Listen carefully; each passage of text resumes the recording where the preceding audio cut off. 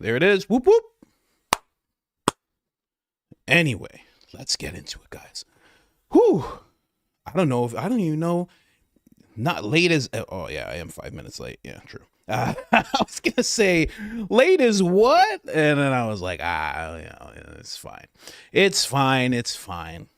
On time. That's a black on time right there. 5 minutes late gives everybody a little chance to, you know what I mean? Gives everybody a little chance. Oh, I'm serious about the lotion. You guys think I make that up? You think that's a joke? You think it's a funny joke that I make? No. Very serious about the lotion, ladies and gentlemen. I hope you guys had a great weekend. All 5 hours of that long weekend.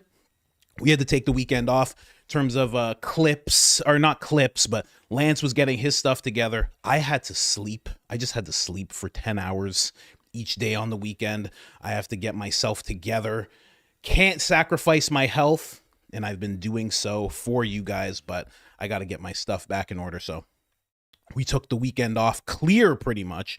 Lance pulled it together near the end of the weekend, and now he is firing on all syllables when it comes to the clip channel. So thank you guys so much for still being with us. Already 1,200 people waiting. Absolutely wild. Thank you guys so much. I so black poppy. Late.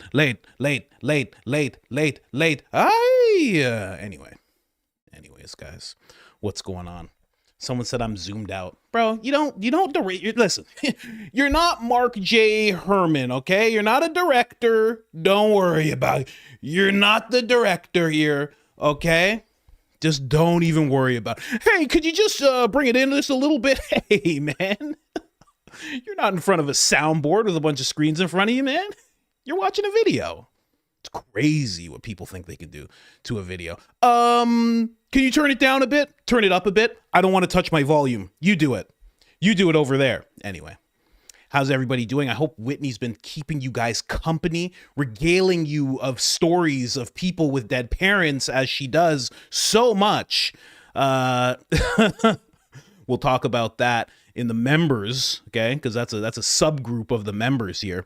As you guys know, Joe Rogan, as it says in the title, Candace has convinced Joe Rogan even, which I'm hoping turns into a Candace Owens Joe Rogan episode. That's what I'm hoping this turns into, because before he was a little bit like, oh, she's saying wacky things, and now he's a part of the wacky club. So I'm going to be showing you guys that. Then we're going to go over just a little bit of him talking about all these things, how people are reacting to him talking about all these things. Somebody claims that they're Dom, when he says breaking, you owe him $15,000. Dom claims that he was Candace's employee. Him and Candace have a little bit back and forth. And then one creator actually lets the cat out of the bag. I think he did it unintentionally, but it's still up. And then we get into Joe Kent. The narrative is expanding that he is the leaker. That is a big thing going on with him. And it even gets into Mitch Snow. So Mitch Snow is back in the picture. He gave an interview recently and he brought Joe Kent's name up. We'll see where that goes. And then Dan Bongino gets punked off in public. Couldn't happen to a better guy, Then Tucker Carlson has a back and forth with this journalist. And what I love about this, and it's, they're talking about a certain place in the Middle East, but Tucker's not allowing her to just get away with what journalists usually get away with, especially interviewers who are trying to do the gotcha stuff.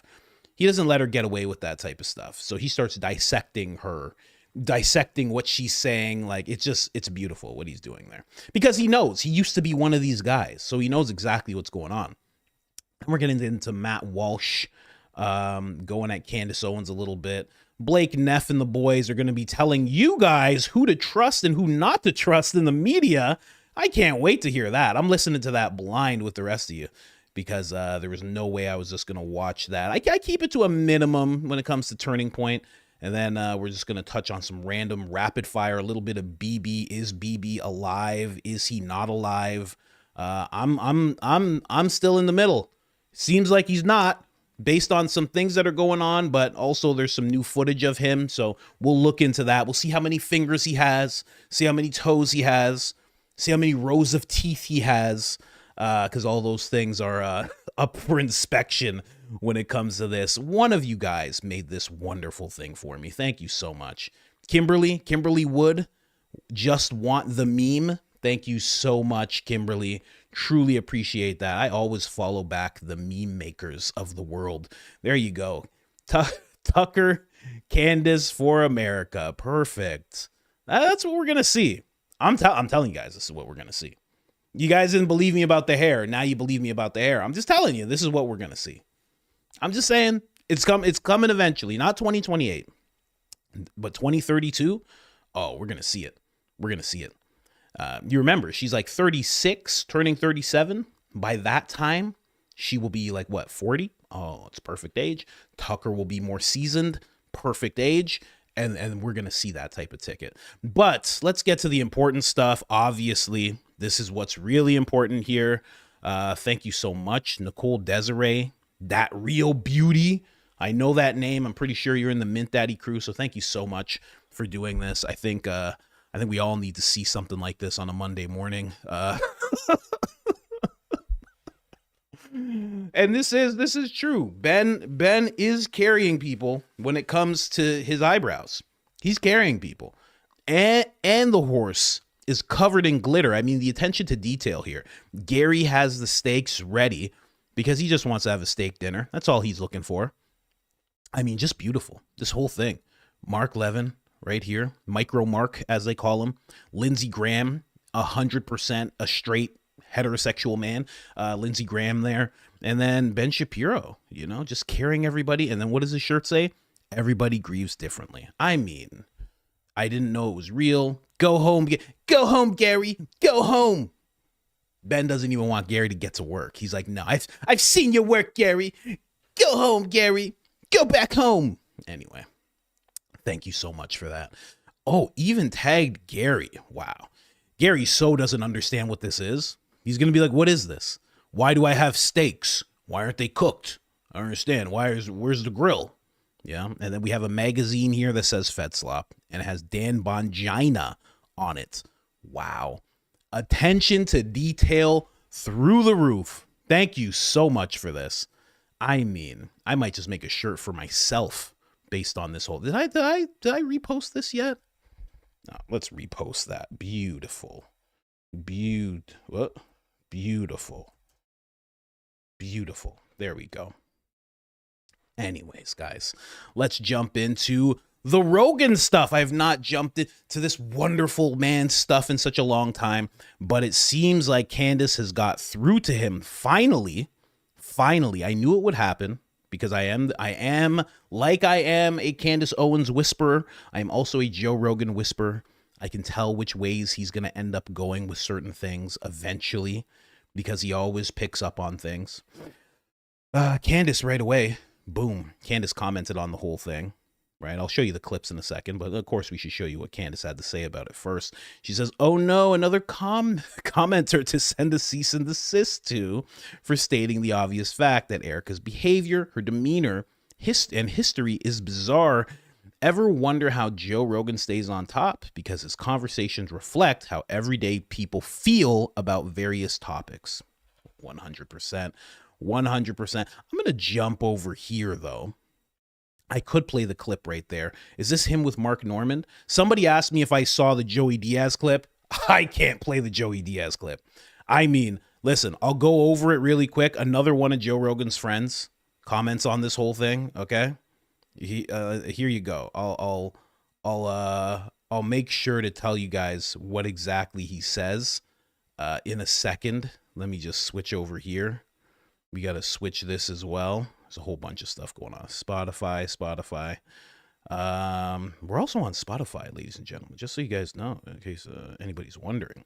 But I'll paraphrase what Joey Diaz said.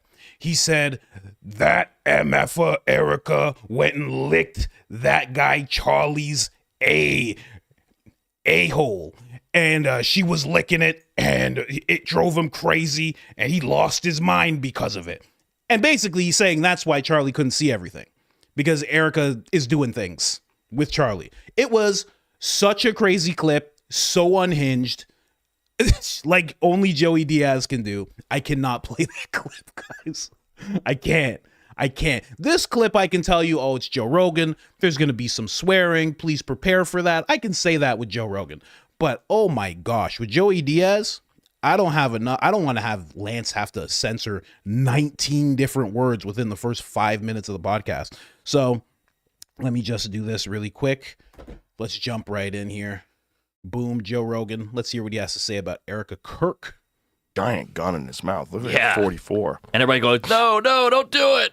Oh, great. He's like, stay Hang on, back. relax. Everyone stay calm. He just shoved it in his mouth and boom. Blew the top of his dome off. And now we just see people getting shot on Twitter every 10 seconds. Every day.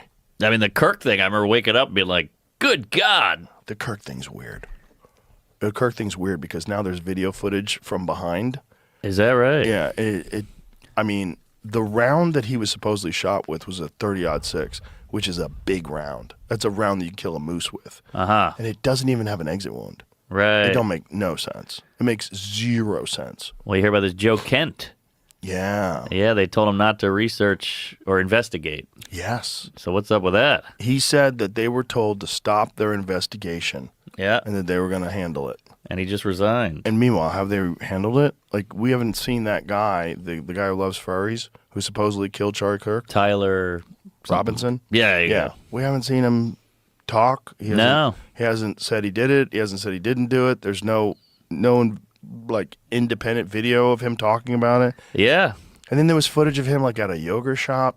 Right. Like way across town, like 20 minutes later. The whole thing is like super sus. It's similar with the guy who shot Trump, whatever his name was. He had 3 names. Oh, yeah, that kid. That kid was in a BlackRock commercial 2 years Exactly. before. He had no silverware. And look, His house was professionally scrubbed. and no one can ask questions about that? We can't deep dive on that? If you do, you're a conspiracy theorist. I shot a presidential elect. Well, yeah, not only that, but isn't that a fucking conspiracy? Like, that's a conspiracy. Right. Conspired to murder. Yep, it is. You ever wonder about that guy?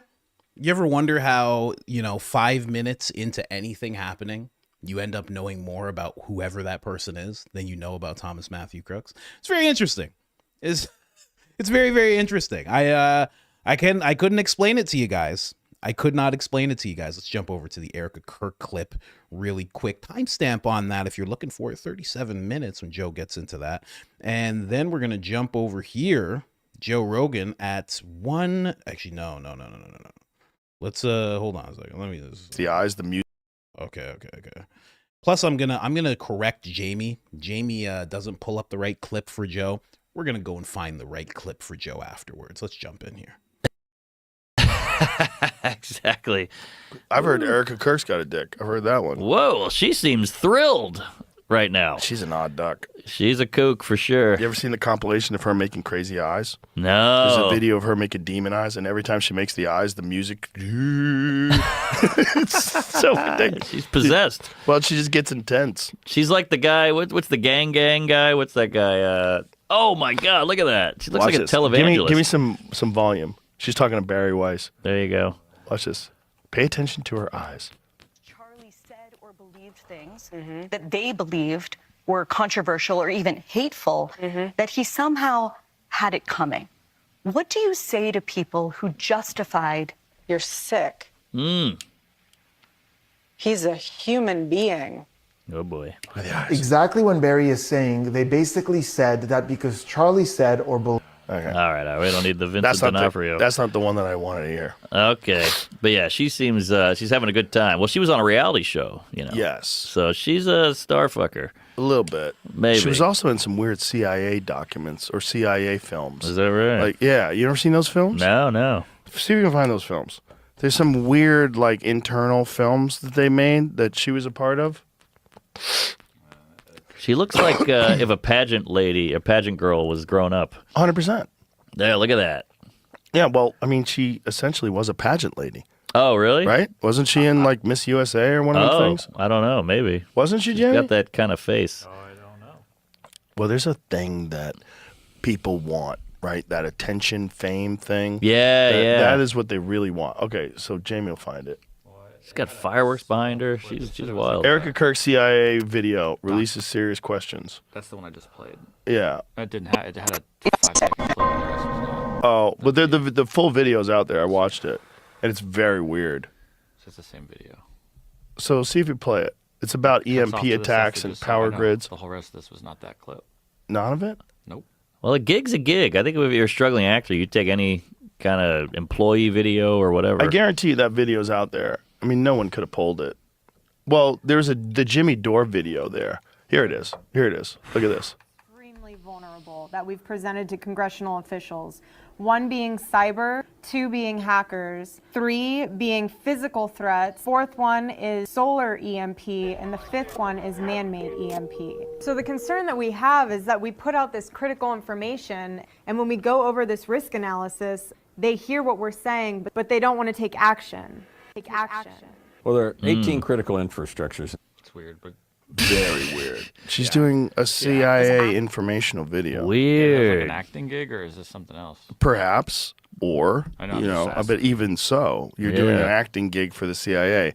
Who calls you for that? Yeah. You ever get one of those calls? No. No, I never got one of those calls. And my agent never hit me with that one. Yeah. It's odd. Well, there's a lot of people that think that she was his handler. She was Oh. Charlie Kirk's handler. But of course, there's a lot of people think I have handlers. Yeah. You know, Well, you got about 9 Navy SEALs out there. they're not. They're my friends. They're not handlers. I know those guys. Okay. What, Well, you they're think tough they are? dudes. You think they are? They are Well, tough dudes. Yeah. they know some stuff. There's a lot of kooks out there, bro. That's true. I mean, you just had a shooter on 6th Street. Yeah. Finally, a guy in Austin kills.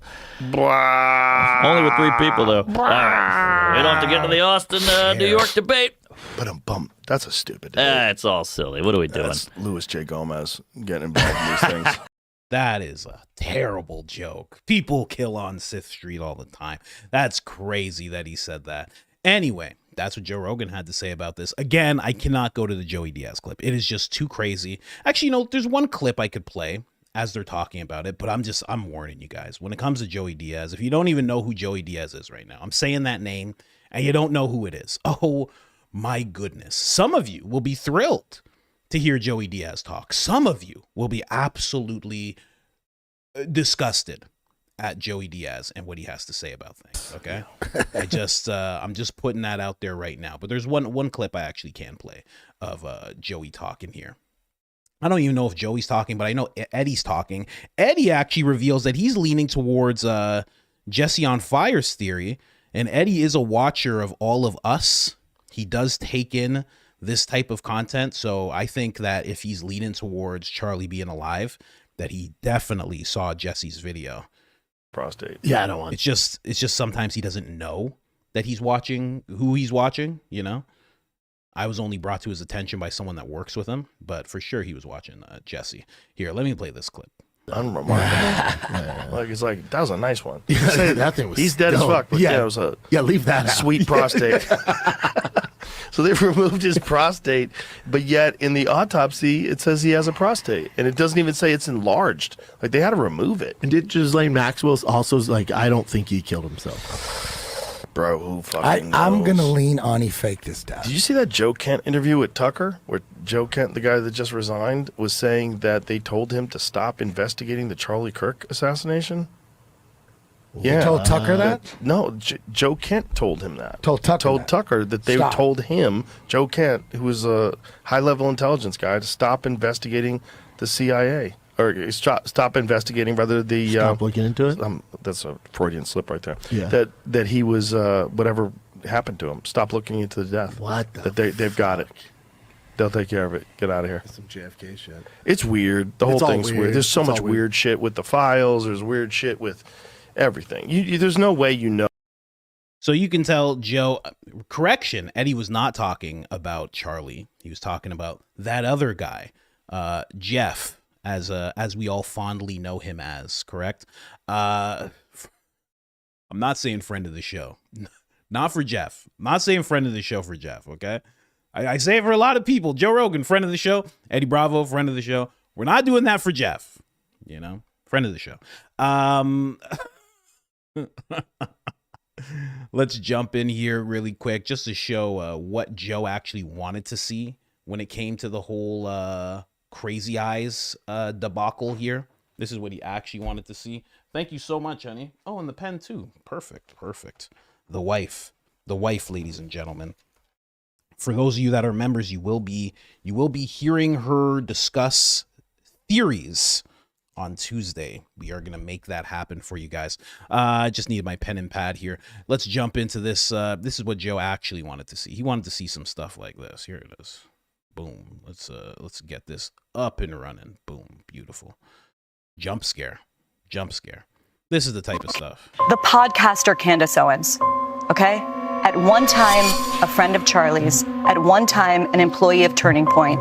She has been one of the main peddlers of these conspiracies, and she is making a huge amount of money on it. She is building her business off of these lies. What do you want to say to her and the other people that are putting these lies out into the world right now? Stop. That's it. That's all I have to say. Stop. You're sick. As you can see here, the eyes are pretty wild. There's another compilation. I ask to you on X. There is a compilation where it shows all the times where she says Jesus and how crazy her eyes get when she discusses Jesus for some reason, or God in general. If you guys can find that on X, tag me in it. I am looking at my X feed right now as we speak. But this is what Joe was looking for. He was looking for some real crazy eyes, as you can see on the screen there. You know, beautiful. Like, if you didn't know anything about her, you'd be like, oh, those are beautiful eyes. Like, not right now, because this is a bit much. But, you know, if you didn't know anything, you know, she's just a regular girl. She's just like, hey, how you doing? I'm a real estate agent here in New York. I was just with my friend Kanye West, and we were just hanging out. I was telling him to send out a certain text message, and that's my boyfriend over there. Tall guy. I don't really like him all that much, but he will be useful in the future. Shh. You'd be like, well, that's a very odd thing for that lady to say. That was an odd series of words, but she had beautiful eyes. That's how listen. That's what I think you guys would say. I could be wrong. Anyway, let's jump in here. Let's keep going. So that was Joe Rogan, ladies and gentlemen. I haven't played Joe Rogan stuff in a long time. Been a long time. A lot of people were upset with what Joe Rogan had to say. You know, this is Fleet. Fleet, I think, listen, I don't even know fully what Fleet looks like, but I know Fleet is from the Viking era. Okay, Fleet has the spirit of a Viking heiress inside of her. This is so funny. Thank you for sharing, girl. I needed the giggle. Joe Rogan is great. This is somebody who's saying, I didn't know Joe Rogan was such a piece. I didn't know Joe Rogan was such a POS. Not funny at all. Have you heard Erika Kirk's got a D? You ever seen the compilation of her making demon eyes? Fleet. Joe Rogan is great. Fleet, friend of the show. Actual friend of the show.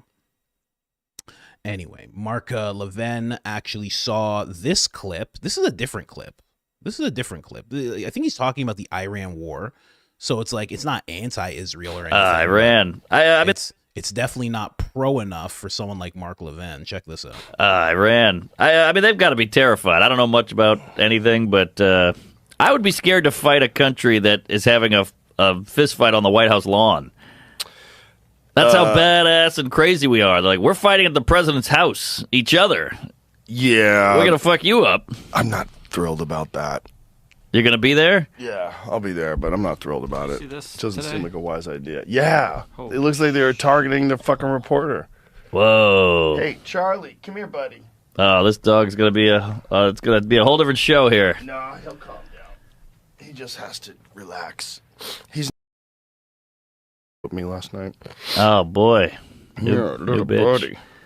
That's good. We got diversity here. It's a brown dog.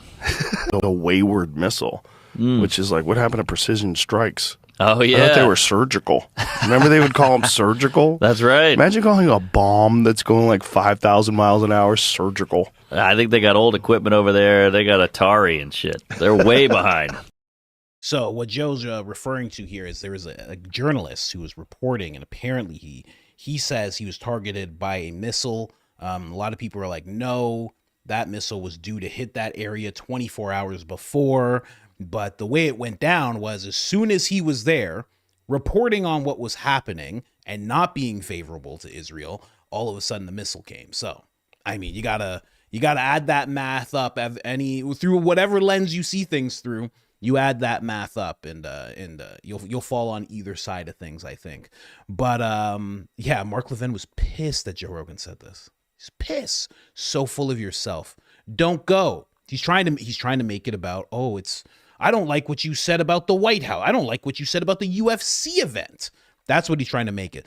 You're so full of yourself. Don't go. Proclaim your opposition to Trump. Let's see how long it takes for the MMA world to dump you. Do it. Now, Mark Levin thought that Joe Rogan Podcast News, which is not affiliated with Joe Rogan, if you don't know, it's actually not. It's a fan account. It's just someone who did it. He thinks that this is Joe Rogan. And nothing more boomer in the world than seeing a news thing and seeing Joe Rogan and thinking I'm typing directly to Joe Rogan. Nothing more boomer in the world. I mean, this guy is so done. Everybody in the comments is like, you're done, man. Like, what is this? What are we watching here? Like, what are you doing? It's so sad, you know? Anyway, that's just a little Mark Levin there. But yeah, as a whole, people do not like that Joe Rogan's words are aligning with Candace Owens. This person torturing a widow is apparently sport to some people. Okay. Torture. The 1 minute 30-second clip that I played for you guys was absolute torture. This person's like, did you see the Joey Diaz thing? Again, sorry, Danny, can't play the Joey Diaz clip. I mean, it's just crazy. Like, whoever thought what I just played was bad, oh my God, like Joey Diaz, it's wild. It's wild. That's what I used to sound like on stage. Go listen to Joey Diaz. That's what I used to sound like on stage. I was like Bernie Mac and Joey Diaz rolled into one and looked like Patrice O'Neal. So let's get into some other stuff here. I just wanted to put this at the top of the show. Has another theory, and the theory kind of checks out. Erika Kirk, and I hope this gets to Candace. Hopefully Candace already knows. But Erika Kirk lived 1 block away from Kanye during that time in New York. According to Barron, based on documentation, the apartment building Erika lived in was 640 Broadway, allegedly owned by Windhaven Group, Uncle Alan Rothstein, chairman of Windhaven, at the time she lived there. So that actually does make a lot of sense. Did the Rothsteins also have involvement in the real estate side of things? The real estate side of Kanye's 25 West Houston Street apartment, and that's how they knew each other? Or did Erika and Ye just bump into each other? I would say it's for sure the quote-unquote family connection. I think that makes the most sense, but she just took both of those addresses, went and looked it up. They were very, very close to each other. Now, another thing, if Em ever sees this, before she tagged everybody, Now, well, yeah, I think she still tagged a few people. She's tagging less people, but at least I was one of them. Thank you, Em. Appreciate the information. But the thing I would ask you is, where did Nicole live? So we see this. We see what this looks like. And a few minutes ago, Lance, that was the clip. That was the clip, Lance, just a few minutes ago. We see these two, right? But where did Nicole live in this whole picture, right? That's what I would love to know. Where was she? Because if Erika's quote unquote uncle, right? She has an Uncle Alan who is like this related to this major mob figure. And then an Uncle Jack who's clearly a mob figure. I mean, just really weird. But yeah, if he owned this, if their group, Windhaven, owned this, what else did they own in the direct area? And where did Nicole live? Now, of course, I'm not looking to dox her. I assume it's already a different address, but and you don't even have to put that out to everybody. You can just send that to me if you'd like to. But, and of course, M, solid follow, by the way. If you guys are on X, wow, I'm not even following. My bad. Sorry, M. But now she has a little breakdown. I introduced Candace to the person who made the logo, and they didn't want their name on it, so she used mine. I never wanted any association with Blexit. I have nothing to do with it. So that was what pissed Candace off in their relationship when it was young still. My eyes are wide open now. I realize, yeah, this, you know what? Looking back, doesn't this, like, think about this. Candace has the information. Candace says, you know, yeah, it's clear. I can prove that Ye was there. Ye was there. He helped me work on the logo, et cetera, et cetera. The information is there. You can see it, right? Candace has the receipts of it. And then Ye goes and says this, right? Isn't that such a turning point thing to do? You know, it's easily proved that he's making this up, and he says it anyway. Such a turning point thing to do. Maybe he did take marching orders directly from Erika on this, or at least like quote unquote Erika's people, right? Very interesting. Then she goes to the Soho. I mean, this was Kanye's apartment, right? Listed, as you can see, listed by the same group that Erika worked for, right? That's a big thing to put out there. 1.5 million, 1-bedroom studio. Oh man, New York. Blah, blah. Thank you for tagging me, M. Appreciate that. In 2018, sold his Soho apartment to Joffrey. I don't know how to say that last name.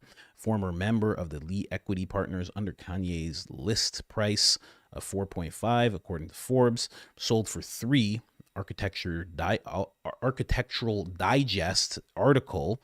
Now he is the partner in this. Let me see here. Serving on the board of directors for Repair the World, 503, mobilizes those type of young people and their communities to service learning, aiming to blah, blah, blah, blah, blah. Okay. All right. Solid little feed here that she has. And then she also plays a little bit of Candace talking about the whole thing. I don't know if we need to play that. Let me see. At this time, she said, oh, you know, Erika knew Kanye. And I said, Erika didn't know Kanye. What are you talking about? Erika never knew Kanye. She said, no, Erika knew Kanye. And I said, nope, she wasn't even in the picture in April when Charlie and I were doing all the Kanye stuff. She's never been with him. There's no pictures, whatever. What are you referring to? And I just assumed that this was like maybe something that Erika said, you know, she lies all the time. Maybe she was just like, oh, now I date this guy, now whatever. And then she says, no, I have like actual proof that when all that stuff was going down with you and Kanye and Charlie, that Erika was backdialing and telling people that she knew the people that were around Kanye, that she had family that was around Kanye, and pushed for that tweet to go out. Okay. So I said, can you get me some proof of that? And this young woman in New York got me the proof of that. Proof that, at the very least, Erika was making that claim. So pissed off. Now, you know what I just thought of now? Is that right around the time that Kanye says, I like the way Candace Owens thinks, her and Charlie are just flipping out over this whole thing. It's wild. They're meeting up with Kanye. We see picture Charlie, Kanye, Candace. They're running around together. They're exposing him to conservative values. He's starting to take to it. He's starting to open up his eyes, blah, blah, blah. All this stuff happens. Eventually, he gets put on the cancellation train. He's never experienced this before. This is a younger type of Kanye. He's not the Kanye that we know today. So he backs down right away. But what I really think of in this whole thing is, you know, right around the time Candace knew Kanye, Erika also did. And it really makes me think about handlers. And it seems like Candace was potentially getting not just driven away from Charlie, but at the same time getting her own type of handler, right? And I don't mean her husband, because she is already married at this point, I believe. I'm pretty sure she's already married at this point. When Erika enters the picture, Candace is getting married because Erika is at the wedding, right? They're pictured together at the wedding. So it's just very interesting. It's almost like Charlie was getting assigned his handler. push Candace away. She will be assigned her handler, and then they just go forward from there. Because if they're both together, kind of just nobody managing the situation, it becomes a big problem. They start meeting up with Kanye, and they actually start impacting the world in a way that none of these handlers or people around them could possibly expect. This is interesting stuff here. I think there's more to it than just driving Candace out. I think at this point in time, because Candace was going by all the rules, that they didn't just want to phase her out and just put her out into no man's land. Not especially someone that powerful with the speaking and the, you know what I mean? You wouldn't want to just force them out. You would want to force them into a situation where now they're getting handled. Now, this is 2018 October this is happening. So 2018 October 30th is when Ye puts out this post. So around this time, you know, does Candace go to Daily Wire at this time? Is that what ends up happening? Or is she at PragerU at this time? And that's the time Candace talks about thinking that somebody is actually trying to handle her. So it does seem like her and Charlie both did have handlers. Now, is Erika the handler for Charlie? I don't know. I really don't know, because, I mean, she doesn't seem capable. You know, I know a lot of people just gravitate towards that. She doesn't seem capable. When you see her in action right now, it doesn't seem like a person that's actually capable of all that. But maybe she's a handler in the sense of, you know, the way a wife or a girlfriend, you know, it's not really an example, but I'm just putting it out there. Kash Patel, although that's not happening with Kash Patel, he chooses to be covered in honey all the time. It has nothing to do with his now girlfriend, 20 years younger, by the way. Okay. Kash Patel's how tall? 5'6"? Okay. Real looker too, right? Cross-eyed? Okay, fine. But obviously, you know, I'm just bringing that up. It just seems, I guess you could get handled that way. It doesn't always have to be somebody who has this military background or this stature to them or this authority to them. It could be as simple as just somebody you're in a relationship with, and I guess they can push you down a certain path. That's what it seems like, at least. I don't know. It's getting weird. It's getting real weird. That's the clip, Lance. Let's keep going. That's two in the bag. Now we get over to, I saw this a while ago, and I didn't pay it any mind because I shouldn't say I don't like Dom. I still follow Dom, and I like some of his stuff. I think he goes down interesting rabbit holes, especially when it comes to like Hollywood and celebrities. I think he goes down these interesting rabbit holes. But recently, he has had this like Tim Pool moment where it seems forced. It doesn't seem like a natural thing where he's like, let me go onto a show and talk about Candace. It doesn't seem like a natural thing for him. He has so many other things to talk about. He's like Officer Tatum in the sense of, you know, he could just talk about woke person gets owned by, you know, Patriot and just keep on going with that. There's no shortage of that in the country. So it's interesting that he's choosing to go onto this show right now and discuss Candace Owens. Now, this is him talking about being her employee. She does respond to this, and this does get community noted. But let's just hear what he has to say here. Allegedly, I can say like, man, she he knows this. Well, no. I'm saying, well, Charlie, what? Candace knows what she's doing. And it's fucked up, man. I'm sorry. It is what it is. I gotta call it out. So, like, here's a small example. At Turning Point USA, one of Candace's main things that she was saying is that a student was like somewhat mourning, and they asked them to recollect their thoughts. The news asked them, hey, what happened? How long have you been working for Charlie? This was like, 10, 15 minutes after he got shot. Now, you see a group of Turning Point USA people strong on him, so you can't talk to the media, no talking to the cameras. Candace Owens dedicated like 20 minutes of her show to this scenario.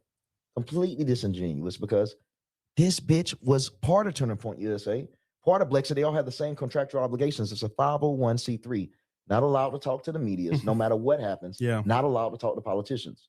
You think the regular viewer gonna know that? No. So it's shit like that she's doing that's intensified, that times 10. I know it. I'm people game. I'm like, come on, Candace. You know they legally can't talk. It's a 501c3. If a 501c4, they could, but they'll do that to any nigga. They're gonna strong if they find.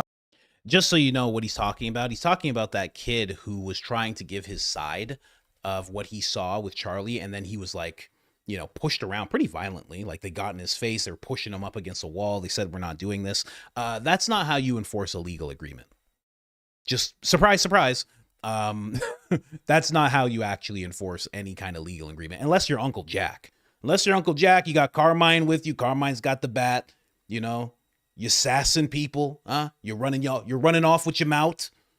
Then maybe that's how they handle it, right? But that's not how young Turning Point volunteers should be handling other young Turning Point volunteers. That doesn't make any sense, what he's saying. But right now he has a group of yes men around him that are just agreeing with anything that he has to say right now. Is there some kind of financial incentive? I have no idea, but the whole thing just seems very odd. And again, what you would do in that situation is allow that kid to talk, let him talk, and then let him know, hey, you just violated this.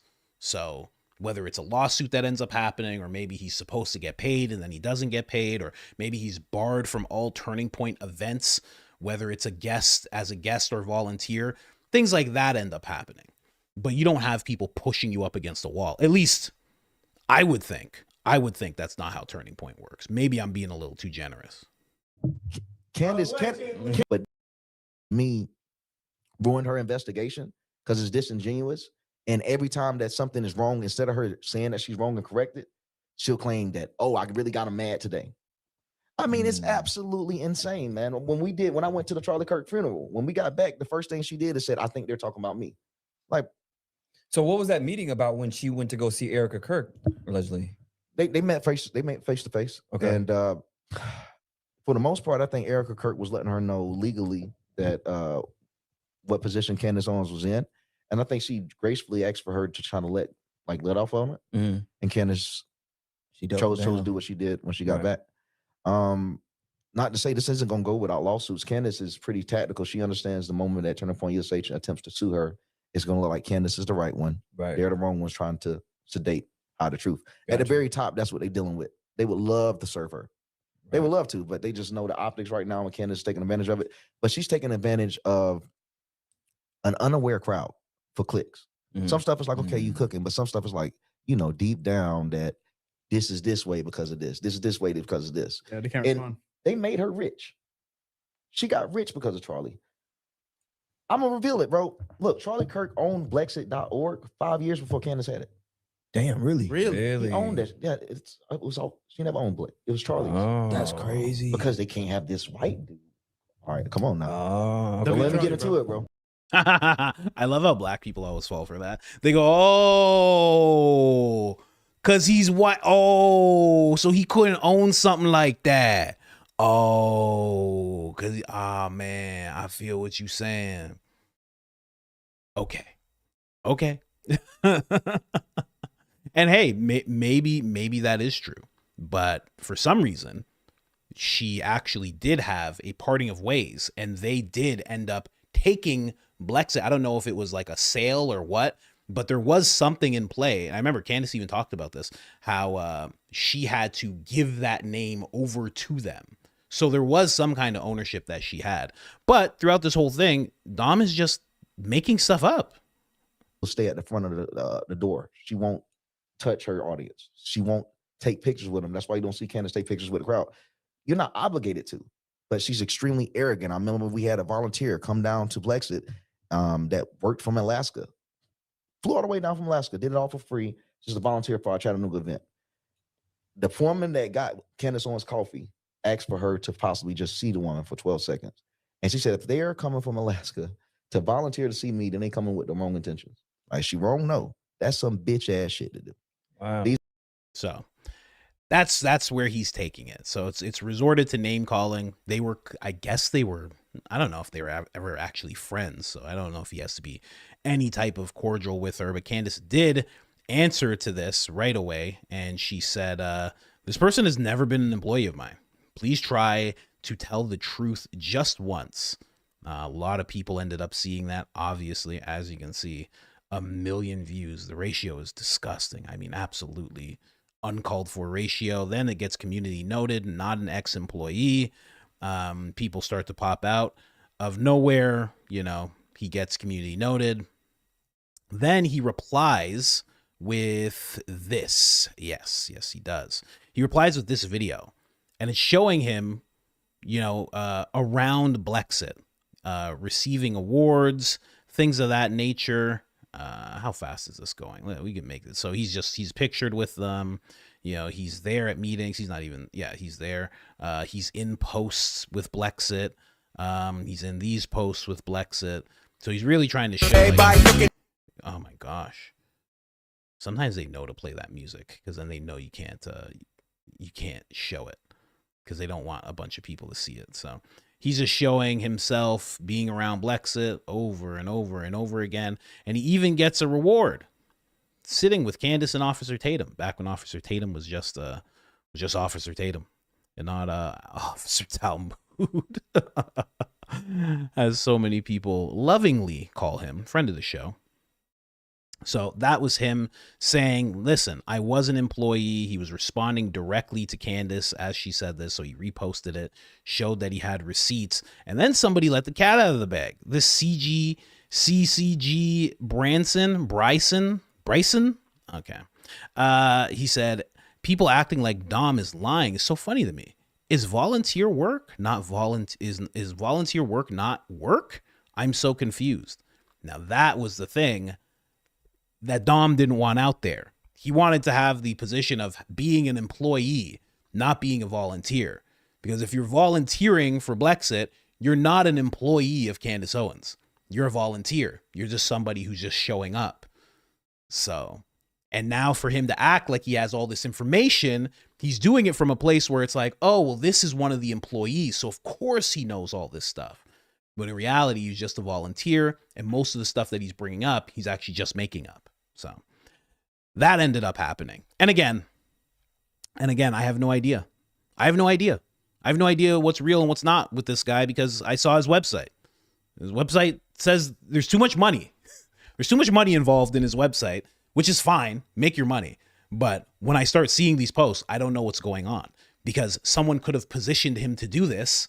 They could have said, I'm accessing package 2.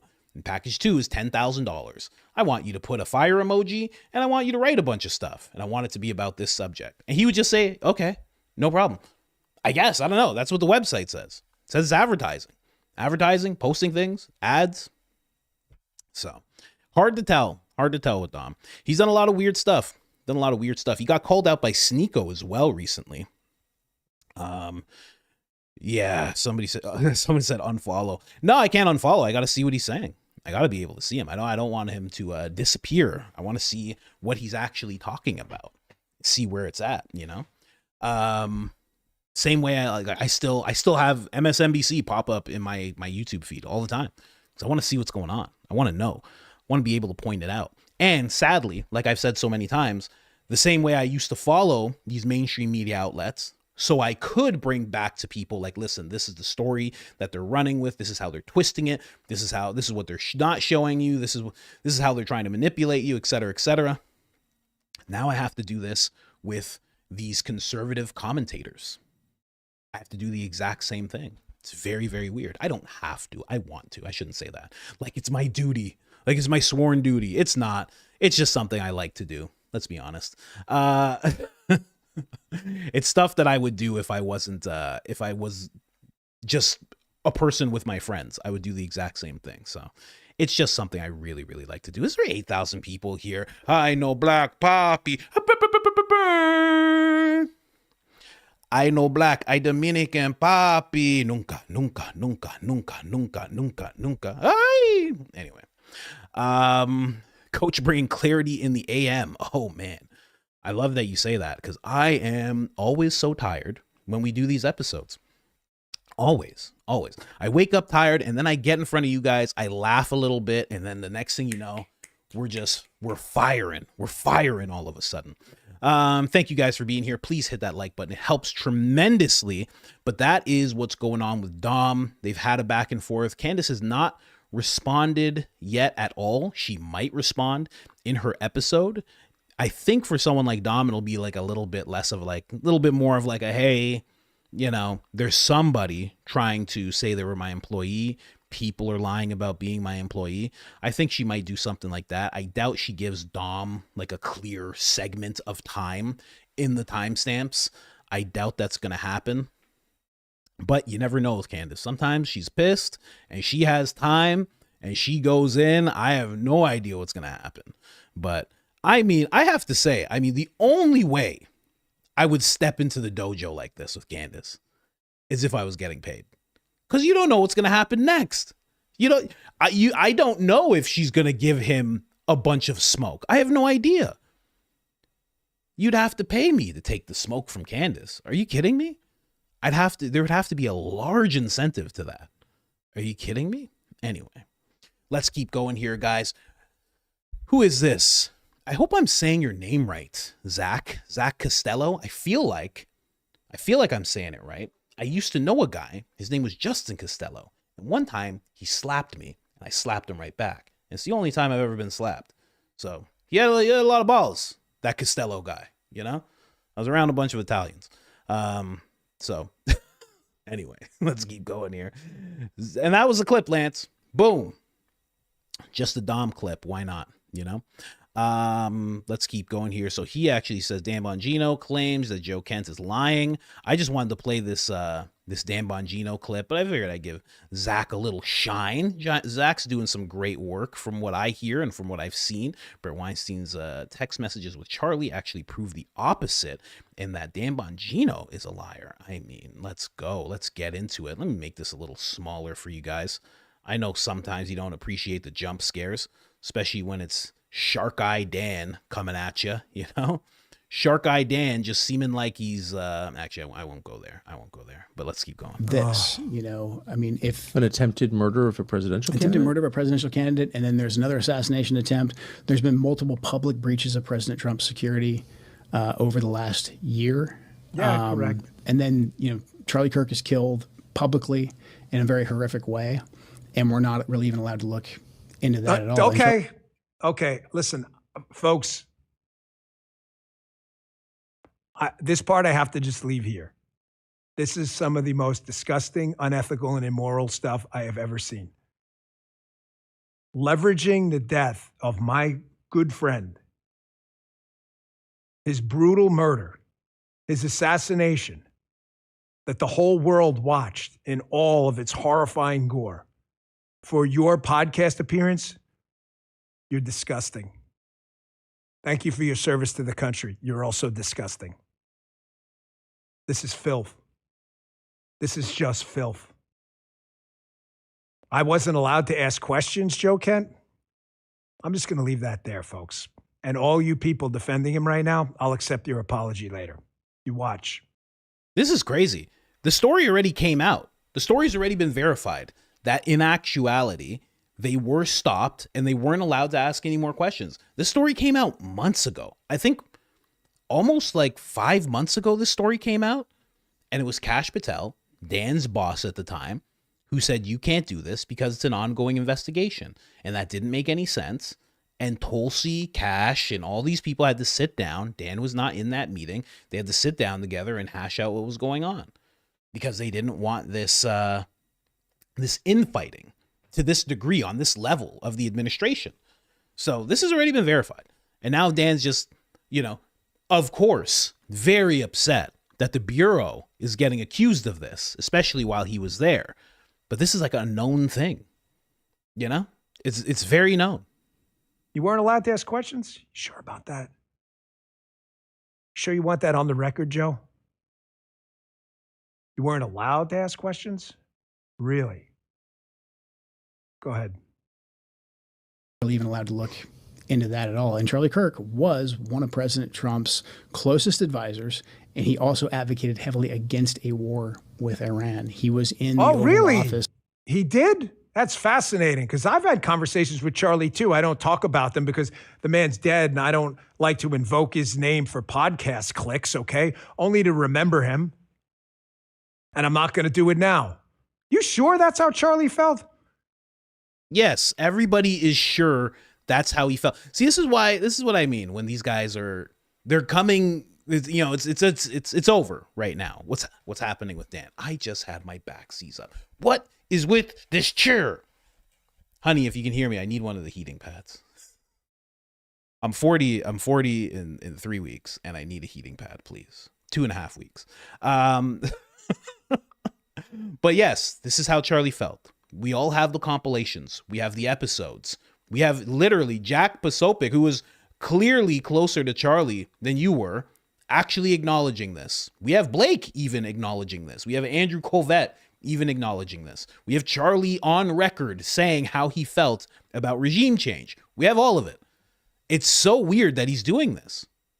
It's such an odd thing because you're just making stuff up because you're pissed at Joe Kent, because that's the thing to be right now, is pissed at Joe Kent, and you have to go with your marching orders. Anyway, this is Charlie Kirk and Brett Weinstein speaking a little bit. This is where Brett Weinstein says, right there with you. And this is in regards to what he says about the proponents of for regime change have pivoted the last 24 hours. They know they are losing and their position is indefensible and unpopular. Keep on the pressure. And this was him talking about the admin. Right there with you, Charlie. We have to shut these maniacs down. And not only is the Republic depending on it, but the citizens of Israel as well. Charlie says, thank you. I totally agree. By the way, I think the president needs us to keep the pressure on. The neocons are very vocal and admittedly powerful, but the public does not want war, especially not to be dragged into one by a belligerent Israeli regime. And then Charlie says, I know we need to be better. I have a theory on this, which is the power of dissident media is very good retroactively at uncovering injustice, scandal, etc. We are not good.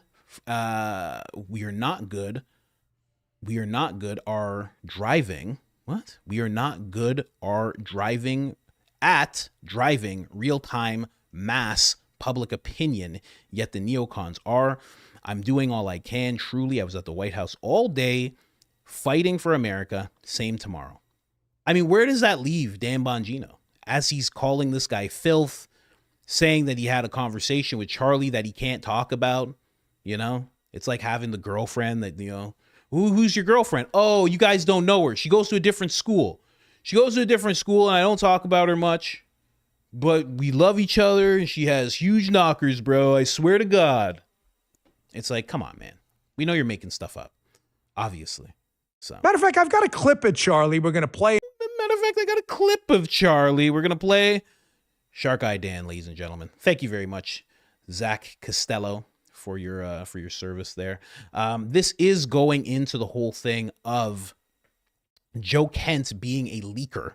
That has been the narrative for quite some time, that he has been leaking information.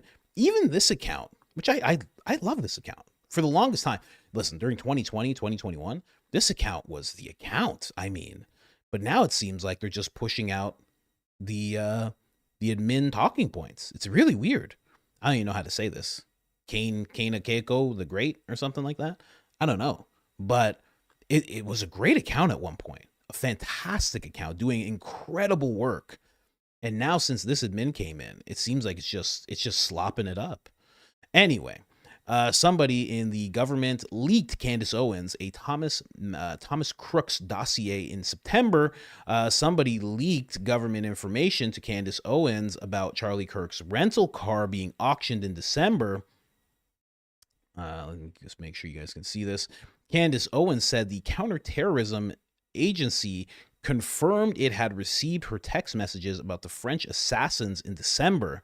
Mitch Snow claimed that Joe Kent, the director of National Counterterrorism Center, vetted him for Candace's Fort Huachuca show in December. Anyway, let's keep going here. Let's actually... Oh, do we actually... I do have the Joe Kent thing, but let me just show you guys this. This is them going over the whole history of things. Somebody leaked the digital footprint to me. So basically, this person's trying to make the case that it was Joe Kent that did all this. I know this is a little bit big. This is just how it happens when I click on something. So appreciative of the sources, the good guys in the government who worked to get me these photos released today. And then we have another one here. Hickle? You're going to, from Hickle? I don't know. Whatever. He's all right. I don't know. I don't like him. I don't like his political beliefs. I'll say that much. Breaking. Oh, this is Candace up here. Yes, with everything I've plotted on my timeline and with my source on the inside, so that all points to Joe Kent. Our show will be off air this week as an update. Both the White House and counterterrorism have confirmed receipt of what I publicly reported. Right? So all of this... That the way that those screenshots got to Candace is... So just so you know who this is, this is a nobody, right? This is Erin, I believe her name is. She does very emotional pieces about how you shouldn't listen to Candace and you need to turn off her show. But she also says she doesn't because she needs to be able to hate Candace and bring you all the Candace stuff, which I understand. I do the same thing. That's why I'm not unfollowing Dom. This person is the actual guy, rabbi, that was in the group chat when Charlie said, I must leave the cause. Quote unquote, they were just giving him talking points because he needed their opinion. So just so you know who this is and what he's saying here. Via Joe Kent. You see, this has never been made public before, Aaron. Right now on your show, this is I'm saying this. So let me explain. Andrew Colvett. This is really nice. He's breaking it on her show. Hey, who is she? Huh? That's weird. That's weird. Why didn't he break this on Turning Point? You could have easily broken this with Andrew Colvett and Blake. You're friends with those guys, apparently. That's very odd. He chose her to break this information. Could have done this with Ben Shapiro. I mean, I'm not making any assumptions. I'm just saying, could have done this with Ben Shapiro. Who's, was Charlie's number 2 guy who now hosts the show. Andrew was in the chat group as well. He was one of the 9 people in the group.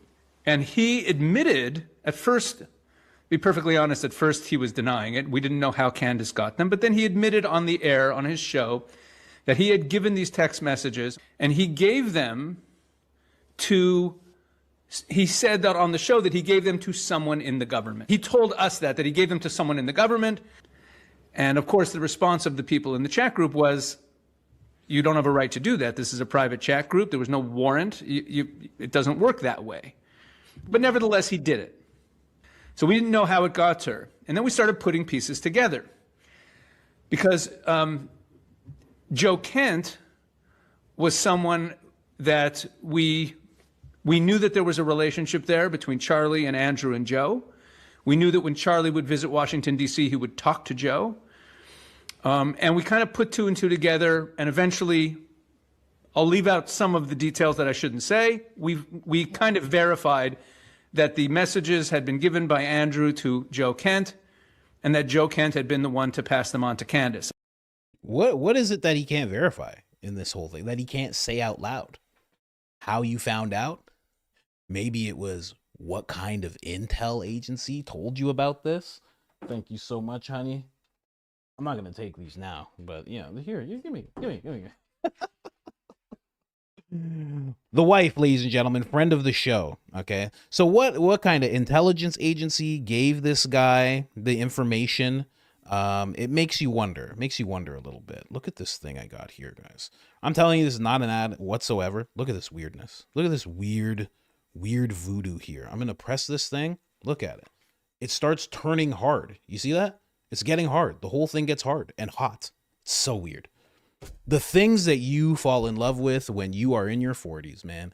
Anyway, I don't quite believe what this guy is saying at all. I find it very convenient that all these guys are now coming up with this information. Again, why not say this before? Why not say this before? You're like, oh, we verified. Like, how did you verify? The only way you could verify is if you talk to Andrew and say, hey, who did you give the information to? The problem is, if you do that, then Andrew has to go on record saying, yes, I gave that information to Joe Kent. When in reality, you're supposed to give all the information to the Bureau, The Bureau is supposed to have all that information, and then Joe's department is supposed to say, hey, we just need to look at all the information so we can see if there's any foreign involvement whatsoever. That's how the chain of command really goes. So this guy, look at it. Now it's all hard. It's crazy. It's crazy. It's not an ad. I don't know what it's called. I couldn't get you one if I wanted to. It's just I gotta put this on my back. Oh, it's so good. Anyway, so that's how it's actually supposed to go. But let's go deeper into this whole leaker thing, because now we have Mitch Snow actually saying that Joe Kent was the one that vetted him. Listen to this. I know Candace said you were vetted. Who vetted you? Oh, geez. Yeah. I let that slip once, and maybe I wasn't supposed to, but yeah, it was Joe Kent. She trusted him. We had, what was it, about the 12th of December, babe? About the 10th or 12th. It would have been the 10th. About the 10th of December. Strangely enough, my birthday. Yeah, we had a 15-minute conversation, and then all he had to do was see records. And yeah, I gave him all the records. I gave him so many records. He said, "Stop! You're done. You're good. You check out, brother. You're go at this station. Move forward. Good luck on Candace." And he'd be able to tell. He'd be able to recognize in a heartbeat if you weren't who you said you were. Correct. So you have these. Well, dear. Okay. You have these self-proclaimed internet military guys that seemingly own everything military on the internet, who want to dictate and yell at women and tell them they're going to go scorched earth on them. Oh, who's he talking about there? I think I know who he's talking about when he says that, which is very interesting. That claim that they are the end all to vetting people. They ain't got no connection to no records. They're not allowed to. Mm-hmm. They're just like you and me. So, yeah, Joe Kent. Yeah, he can take the records, go look it up, dial stuff in. He knows more about my records than I do. He has access to it straight He up. has access, yeah. Who the hell are these yahoos trying to tell us, oh, you got to go through them? No, we don't. You don't own the internet. Have a nice day. So in the process of the in vetting that Joe Kent did to you, did he share any secrets with you? No. Did you guys conspire? No. No. Was that your first time talking to him? Yeah, it's the only time talking to him. If anything, he seemed he's a bit tired. That guy gets up early. Apparently he gets up like at 2:00 in the morning to go work out and whatnot. So no, it was rather he wanted to just get it done and over with. He was doing other things. Check things out. Gave a thumbs up. Have a nice day, Joe. And Candace trusts him. Tucker trusts him. Megan trusts him. Seems like a lot of white hats that are in the know trust him. They trust. So, there you have it. Mitch Snow makes another appearance with this lady. I could not shout this lady out, even if I wanted to. Let me see her. Still can't see her name. I see it's something. Maybe it's Teresa Better Life or something like that. I can't see the name really, but there you have it. He's saying Joe Kent did that. Now, does this make complete sense? I mean, maybe. Somebody said this guy's a walking L. Maybe it makes sense. Not really. I'm not 100% sure if Joe would do this for Candace or if this guy had information that there could be some kind of weird foreign ties going on. And Candace just said, hey, here's this guy. Here's what he's saying. Here's all the information. You already took my information when I told you about the French Foreign Legion potentially coming after me. Could you please take this information as well? Here you go. Is that Joe leaking information? That is the actual question there. Is that actually Joe leaking information, or is he vetting something that could be real? And what did he determine? He maybe determined that the guy was who he said he was and all that stuff, but did he determine what he was saying was factual, things of that nature? I think that's not as far, or maybe he did. I don't know. Maybe that's why they're both so sure of that part of the story. But someone said nothing makes sense anymore.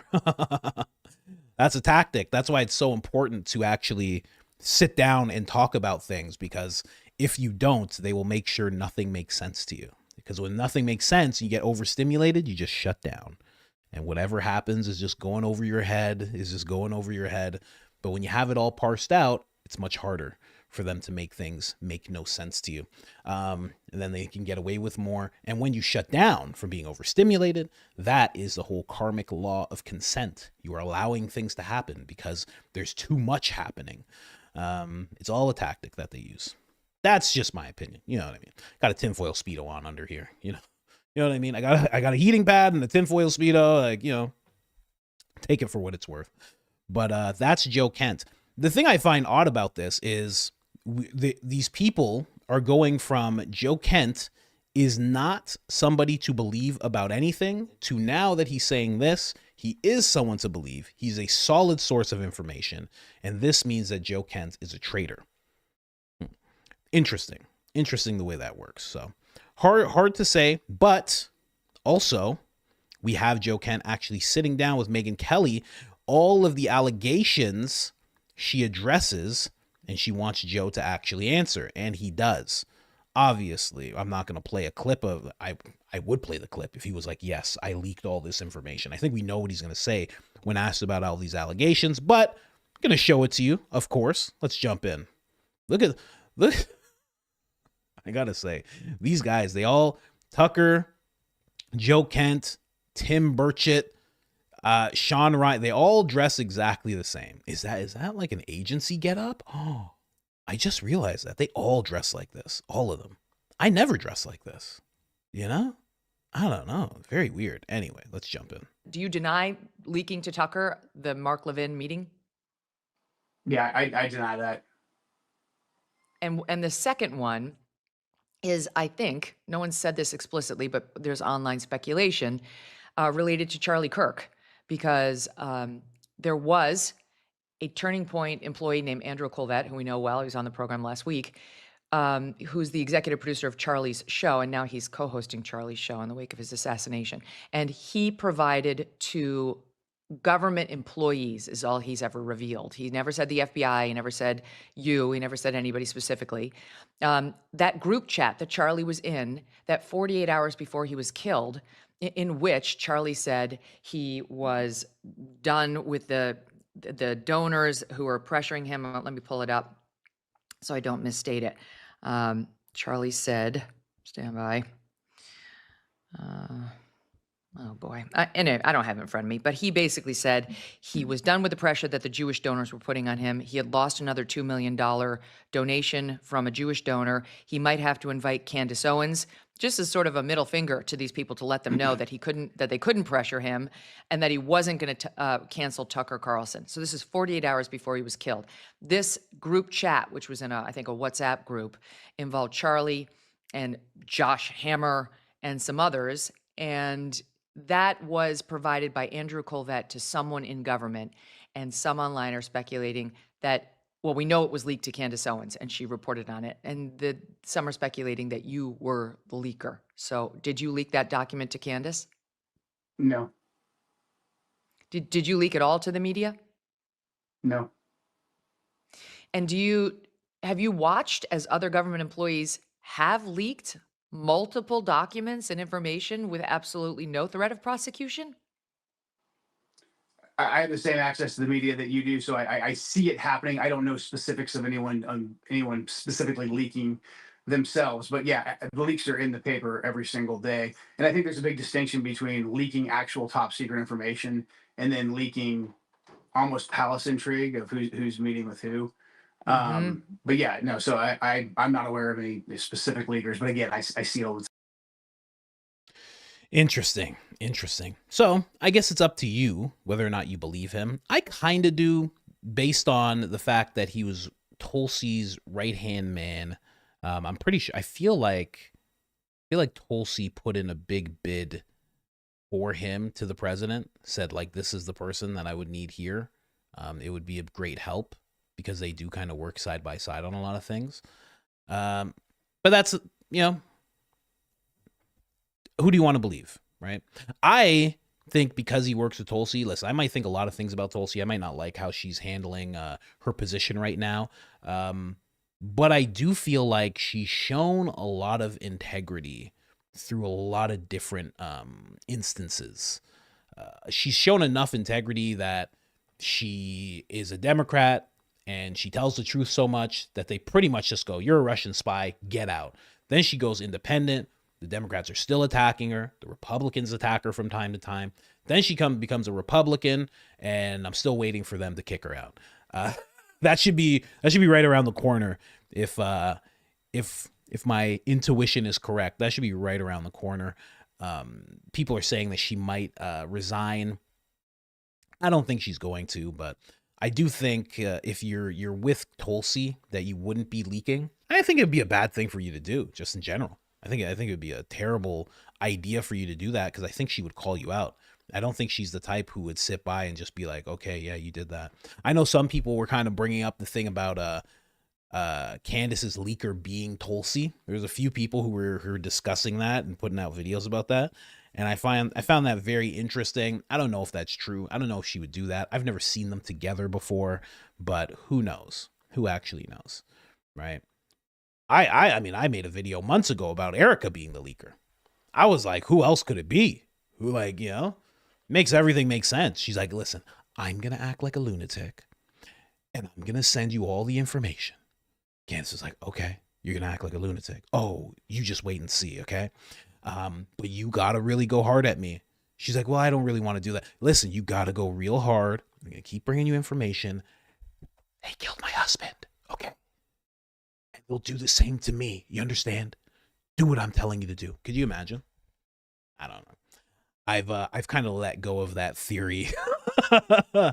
As the months go by, I've kind of let that theory go. I got to be honest with you, But yes, this is the theory that is starting to sweep through.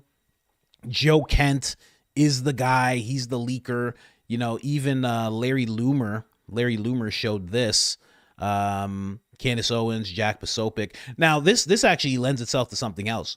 Joe Kent has 6 Bronze Stars, medals, 5 Oak Leaf clusters across 11 combat deployments as a Green Beret in some of the biggest battles, right? And Candace retweets this. So because Jack will not go really hard at Candace about anything, they've started to kind of point at Jack as possibly being the leaker. And I don't think that's the craziest thing. He's been odd, to say the least, during this whole thing, right? He won't go at Candace. He won't, he doesn't really defend Erika. It's kind of like he's just like in the middle. Andrew was kind of in the middle, but things keep coming out and you're like, oh, I think Andrew, like Barron said, he has to do some soul cleaning to really save himself just in life. And Jack has been very quiet, very much in the middle of things, doesn't comment on anything. People try to blast Catholics. He doesn't allow it because he is Catholic. Him and Candace have that in common. I've never heard Candace say not a single bad thing about Jack at all. And you haven't heard Jack say a single bad thing about her. So that theory I heard and I was like, that could be something. But do you really want to trust anything from Mr. Fort Huachuca?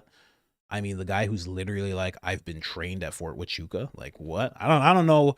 I don't know if I really want to, kind of trust him, I guess, Don't turn your back on him or anything. Don't take any mints from that guy, That guy gives you something that's flashing and beeping. Don't take it. Don't take it from that guy. He gives you something that's flashing and beeping. I'd say, nah, He says, hey, can you hold this for me? It says property of Fort Huachuca. You go, you throw that thing as far as you can, and you sort it out after. If he was telling the truth, fine.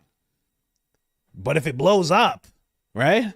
I'm just saying, I'm kidding. 10,000 in the chat. I know Black Poppy. What what's up, everybody? Hit that like button. It helps tremendously. And that is the clip. Lance. I was going to say Jack. Lance, ladies and gentlemen, now has Starlink. Absolutely incredible, you know? Incredible stuff. I'm thinking about getting it myself. But then I'm like, you know, Elon's going to put like, you know, there's going to be a thing he's going to do.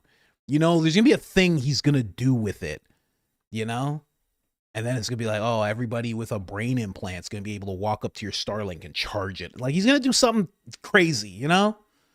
He's going to be like, oh, I've come out with this new update. Yes, yes, yes, yes. And now, if you have a brain implant, you can walk up to any Starlink, and you can see inside someone's house, whoever has Starlink. And it's just like, Elon, this is not a good idea. And he's just gonna giggle. He's, I'm a trillionaire now. You know? Anyway, I can't wait to get to that Tucker clip. Should I just go to the Tucker clip now? I actually am gonna do it. I mean, one of the funniest parts in this interview, okay? One of the funniest parts. I'm sorry Elon had to catch a stray like that. I didn't mean for that to come up. Anyway, he just caught a stray for no reason. He didn't do anything. He's not in the news cycle right now. This is such a wild interview segment because Tucker is taking no nonsense whatsoever. He's really breaking down this interviewer. This interviewer is not liking the experience at all. This is reminiscent of when Jordan Peterson sat down with that lady and it like got like 1 billion views because he was just like dissecting everything the lady said. It's very much the same energy in this interview. Here, listen to this. And I'll show you the funniest part in my opinion. I'm gonna when it gets to the funniest part, I'm gonna stop it. It's the funniest thing to me. What do you think of Gaza?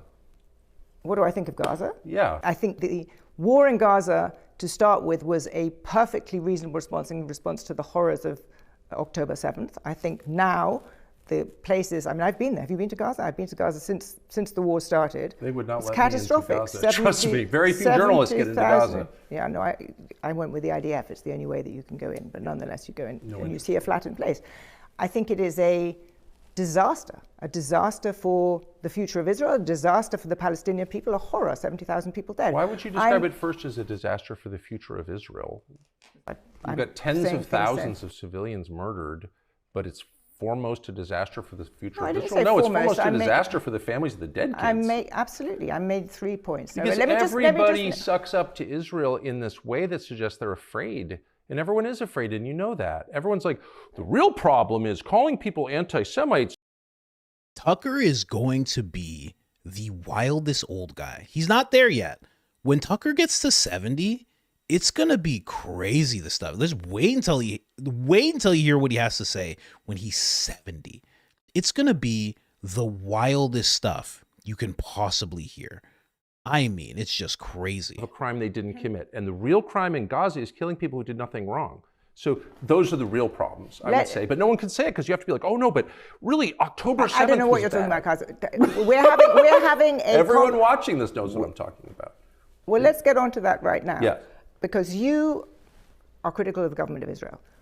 Do you believe in Israel's right to exist? Would you consider yourself a Zionist in that narrow definition? What does that mean, a right to exist? The existence of the political state of Israel as but it has existed, a right. What does that mean? That you think it should continue in its existence as a state right now. So you do not agree with Iran, for example. Well, let me just ask, since you asked me the question, it's fair for me to get you to define the term so I can answer it. You've asked 2 questions. The first was, do you believe Israel has a right to exist? And the second question was, do you believe Israel should continue to go on as a nation state? And those are very different questions. So I often hear the phrase... Having been created as a political entity in 1948, does it have a right to exist? Is that what you're asking? I don't want to get hung up on the right to no. Should it continue to exist? That's how I define narrowly Zionism. Because the phrase you used was devised by the Israeli government. Of course, does it have a right to exist? And so my question to you would be, what does that mean? Why don't you answer my question? It's a very simple question. I don't know what your question is. Are you asking, does it have a right to exist, or do I want it to exist? Do I seek its destruction?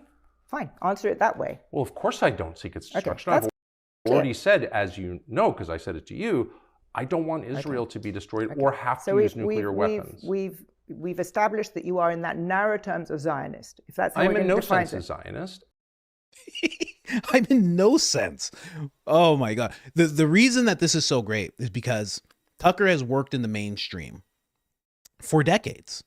He knows exactly what the question means, but he also understands how journalists use that question towards people. And now he's gone from, well, he's still a journalist, but he's also this figure, right? He's this person that people are calling to run for president. He has this massive, Charlie Kirk-like control of the conservative movement in a lot of people's eyes. So he's journalist, but he's also something else. So they're putting this lady's putting this question to him like he's some kind of figure. And he knows that this is where people usually do the tap dance, right? But instead of doing the tap dance, and instead of getting belligerent, he dissects the whole thing and makes sure that she actually asks the specific question that she's trying to ask. Because when you put the whole right to exist thing all together like that, there's a lot of different things you're lumping in. It's like a bill. You know, a bill when it has like a bunch of pork in it, right? It's the every American's gonna get a $10,000 bill, and then all of a sudden you look inside of it and it's the craziest stuff ever, right? And you just have like a good thing here and a good thing there, and it's 2,000 pages and you only have 24 hours to read it all, right? That type of thing. That's what happens with that question. There's a lot of pork inside that question. So he's not allowing that. He's cutting the fat. Like, I want you to actually ask me what you're trying to ask me, right? Because if he just answered the question no, well, then he's terrible. And if he just answers the question yes, well, then there's a lot of things he's letting just fly, you know? Very, very masterful by Tucker Carlson. Let's keep going. I don't want any country to be destroyed at all, and I don't want people to die, particularly ones who committed no crime, because I don't believe in killing innocents, period. That's the basis of Western civilization. Eastern civilization, it's a whole different view. They believe in collective punishment. I don't. So you're in no sense a Zionist. I don't even know what that means. Why don't you define the term, and then I'll tell you whether I am. I've just defined it. What's and a you Zionist? said that a Zionist, in my narrow term, this definition is that the state of Israel, the political state of Israel, has the right to continue existing. The right? Where does that right come from? What do you mean? These are like, I'm not being a lawyer about it. I just want to know what you're asking me. to answer the question. Because I don't know what you're asking me. Let's go to the Wait, third. no. I think a lot. You don't want to. He just laughed. He just did it in anger, and that is the funniest thing that you are going to see all day is Tucker Carlson doing the Tucker laugh in anger to shut somebody up so he can speak. It is the best thing ever, and we're going to play it again. It's the best. Look how happy and joyous and pissed off he is all at the same time. It is the funniest thing. Wait, no. I think it a lot. You don't want to define your question. That's him telling you to shut up. That's how Tucker tells you to shut up. You're talking too much, and Tucker just goes, so, like Baron goes, hold please. Baron goes, hold please. Tucker goes,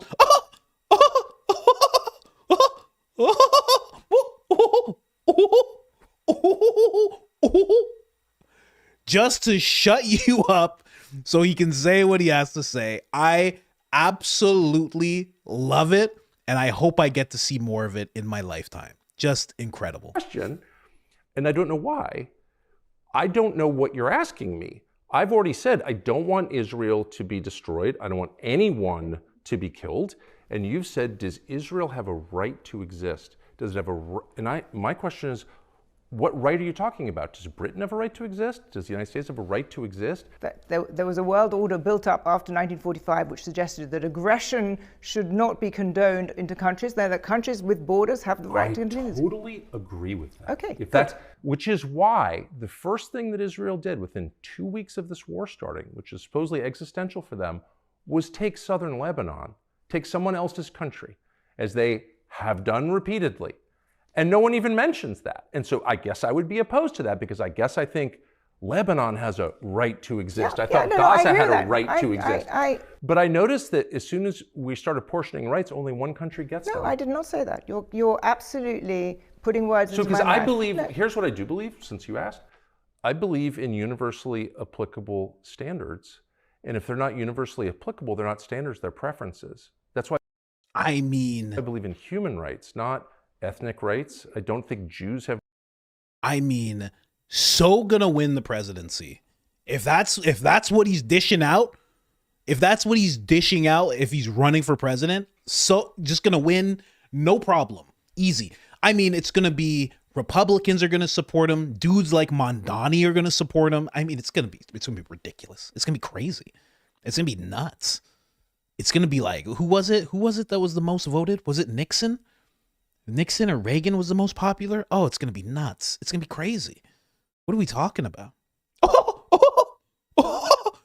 That's how I'm telling people to shut up from now on. From now on, if you get too lippy in the chat, it's just,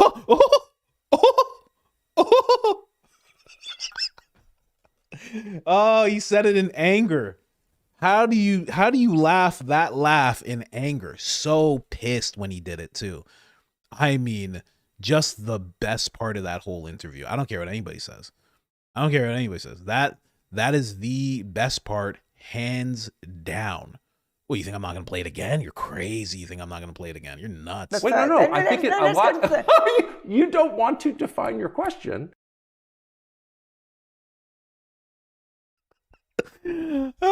So pissed.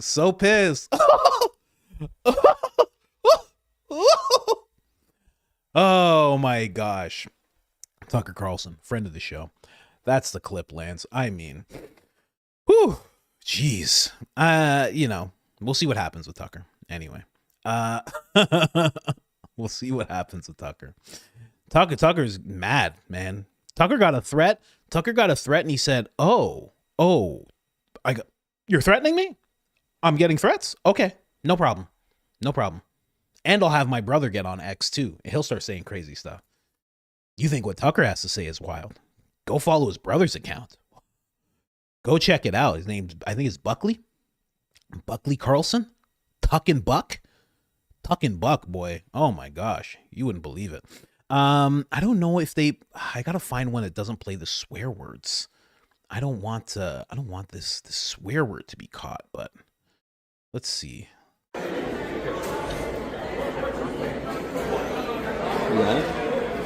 So this is one view. So if you can't tell, this is Dan Bongino coming down the stairs, and then they confront him.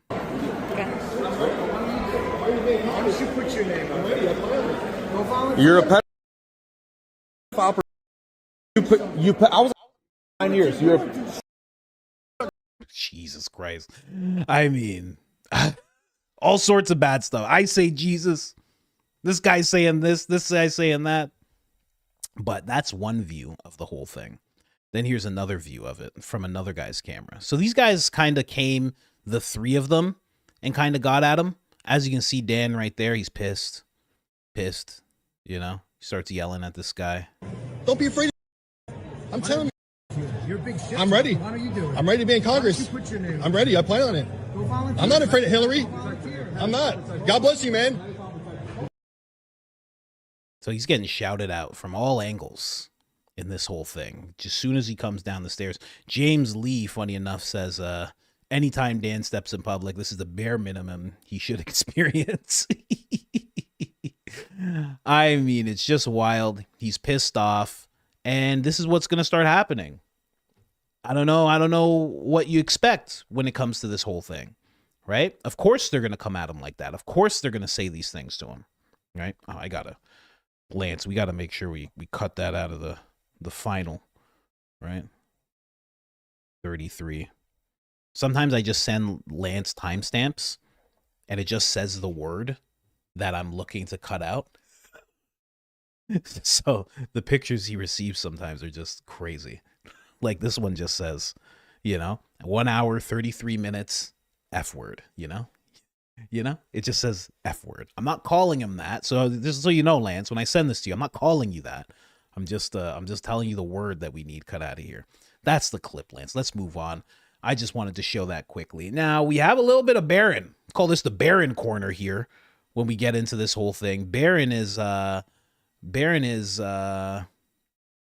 he's calling out Matt Walsh here, which I enjoy very much. Then we have another one, Matt Walsh as well. I wonder if it's the same clip. I just want to play this clip before we play what Baron has to say about it. Is that the only one? Yeah. So let's play this clip, and then I'll play the next one, and then we'll see what Baron has to say about it. Lying about someone to destroy their reputation. I mean, to me, morally, I put that on the same level as like murder, or close to it. I really do. Using lies and deceit to destroy someone's reputation, I put morally, I personally, I put you on the same level as like murder. It's a form of murder. It's like you're killing someone's reputation. Lying about someone. I think that's so nonsensical. I think it's so nonsensical. It's crazy how nonsensical that is. You know? He's basically saying that what Candace is doing to Erika is murdering her reputation. When clearly, it's very clear that it's her, Erika herself, that has been doing this to her reputation. Nobody else. Nobody else has been doing it. Lying about someone to destroy their reputation. I mean, to me, morally, I put that on the same level as like murder, or close to it. I really do. Using lies and deceit to destroy someone's reputation, I put morally, I personally, I put you on the same level as like murder. It's a form of murder. It's like you're killing someone's reputation. I mean, watch it again. No sound. Look at where he's looking. Look at where his eyes keep going. Right? He keeps looking over there. Looking over there. I think it's clear what's happening here, guys. And I'm being very serious when I say this. Okay? Ben Shapiro is off to the side there, holding the sign. And you guys know what the sign says. It says, "Get back to work, Matt Walsh. Get back to work." And he's scared. He's clearly scared. I mean, Matt Walsh is a smart guy. Listen to the ridiculous statement he's making. I put somebody who is saying something about someone else's reputation that could be true. Most of it actually is true. In regards to what Candace is showing us, because Candace isn't showing us any like, this is the weapon and this is her with the, she's not doing that, but she is talking about elements of her life, things that she has said, showing video of what's actual, things of that nature. So doing that is akin to murder. I mean, it's just not something that an intelligent person says. And I don't mean to insult him like that at all. Not at all. But I think he's just been, get back to work, Matt Walsh, too many times. You know, it's breaking this man. Look at him. There's pure fear in his eyes. Look at that. That's pure fear, ladies and gentlemen. Okay? I'm just saying. Pure fear. Wild. Baron had this to say. You know, Baron, you should take it easy on him. He goes, notice the rants against Candace Owens fall into two categories. One, vague accusations that Candace is lying. Two, misrepresentations of something she said that, of course, sounds absurd when misrepresented. I like that he's doing this. You know, we'll move up from this real quick. You know, he's using a little crazy term here.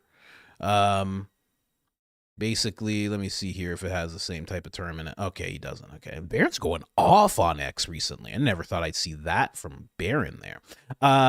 They never identify specific claims and identified how they were lies to begin with, and they never addressed the specific questions being asked during the investigation, just accused of lying and twisting to absurdity. It's the same game, and it's the same insiders protecting themselves. Very well put. Very well put. Now, again, I don't think it's Matt Walsh protecting himself in this whole thing. I think people at the Daily Wire are having him protect them by saying these things. because the pressure has been mounting on the Daily Wire staff. Matt has been called out, right, by Ben Shapiro. I think that's what's happening right now as he makes these weird videos talking about debunking Candace and then doesn't debunk Candace and things of that nature. Even though they're supposed to be friends, doesn't show up to the Catholics for Catholics event, even though he was supposed to, and then just randomly decides not to. And then we have Michael Knowles, right? Ben Shapiro recently said to Michael Knowles, like, say her name in this sentence. Like, he's trying to get him to go at Candace Owens. And he's like, I'm not going to dance for this podcast, which is Michael Knowles basically saying, I'm not going to dance for you, right? So that shows Ben is putting the pressure on to these guys. And he's making sure to do it with the ones that are actually close to Candace. He's not doing it with that Andrew dude. What's that dude's name? Clavin or something like that. He's not doing it with him. He's not doing it with Cabot. He's not doing it with a bunch of different people. Cabot does have a show that has on the Daily Wire now. It premiered, I think, last week. Didn't show his pizza tattoo, though. Yeah, interesting. But he's making sure to do it with the ones that are really close to Candace, as to really hurt her, as to really take away any type of friendships that she has. Matt Walsh was one of those friendships. Now, the things that he's saying are taking him out of that running of being one of Candace's friends, one of Candace's allies. Michael Knowles will not do it. We'll see what ends up happening with Michael Knowles. I think they'll keep him, because who else do they have?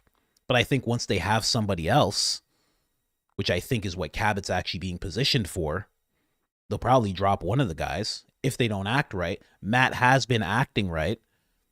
Michael Knowles has not. So we'll see what happens with all that. Oh, James Lindsay. I think Charlie would go unforgivable wrath on everyone doing anything short of honoring and helping Erika. I think if Charlie could suddenly be back after seeing the last 6 months and change play out as they have, we'd see some Jesus flipping table stuff. I mean, you're not a Christian, bro. Why are all these people who are not Christian or Catholic bringing up Jesus all the time? What's going on, man? What's going on? Nobody wanted any part of him. Now all of a sudden Charlie's gone. All of a sudden everybody's has their hand in the Jesus jar. What's going on here? It's very interesting the way that works. I've said many times, and I'll say it again. I say it all the time. I'm going to retweet James here. James, please block me. I say it all the time. He never does, but I ask nonetheless. Barron says, nobody cares what you think Charlie would think, right? James is one of the people who has hijacked the MAGA movement, in my opinion. He's one of the faces of MAGA, and he really shouldn't be, for no other reason than he just is lame, right? What happened to all the cool, like, big black dudes? What happened to all those guys? You remember all those guys? They were like, yeah! They were at all the rallies and stuff, and they were dancing around. They were making songs and stuff. What happened to all those dudes? Those dudes just evaporated. I hope they weren't, like, paid or anything like that. I don't know. I'm not saying they were. Just where are they? I don't see them anymore. Then Barron says, is this a threat? It sounds like a threat. This is to this Joel Berry guy. I have no idea who he is. Don't follow him. He doesn't follow me. But he did say this in response to Carrie, Candace, and Joe Kent. You must not mistreat any widow or fatherless child.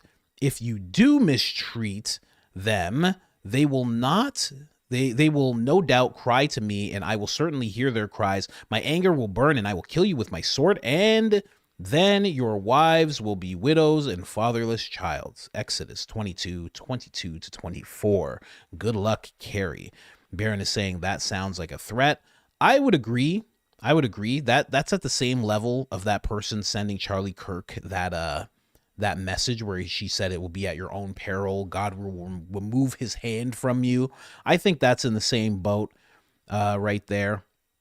Very interesting. Because I find this quote very interesting because they're using it for widows, right? They keep on using this type of stuff for widows. Like, oh, you know what the Bible says about mistreating widows. It also says that for fatherless children. But a lot of these guys, especially these guys who are commenting now, they've had no problem talking about a lot of guys, a lot of black guys, a lot of black youth. A lot of them have fatherless. A lot of them are fatherless. I was fatherless. There's a lot of that, but nobody ever brings that verse up for this. You know, it's interesting, right? I've seen this guy talk about things like that. No one ever brings up this verse then. They're only bringing it up now, which tells you that this is a coordinated nonsense thing. It has nothing to do with morals whatsoever when they do this type of stuff. Anyway, that's the Baron's Corner.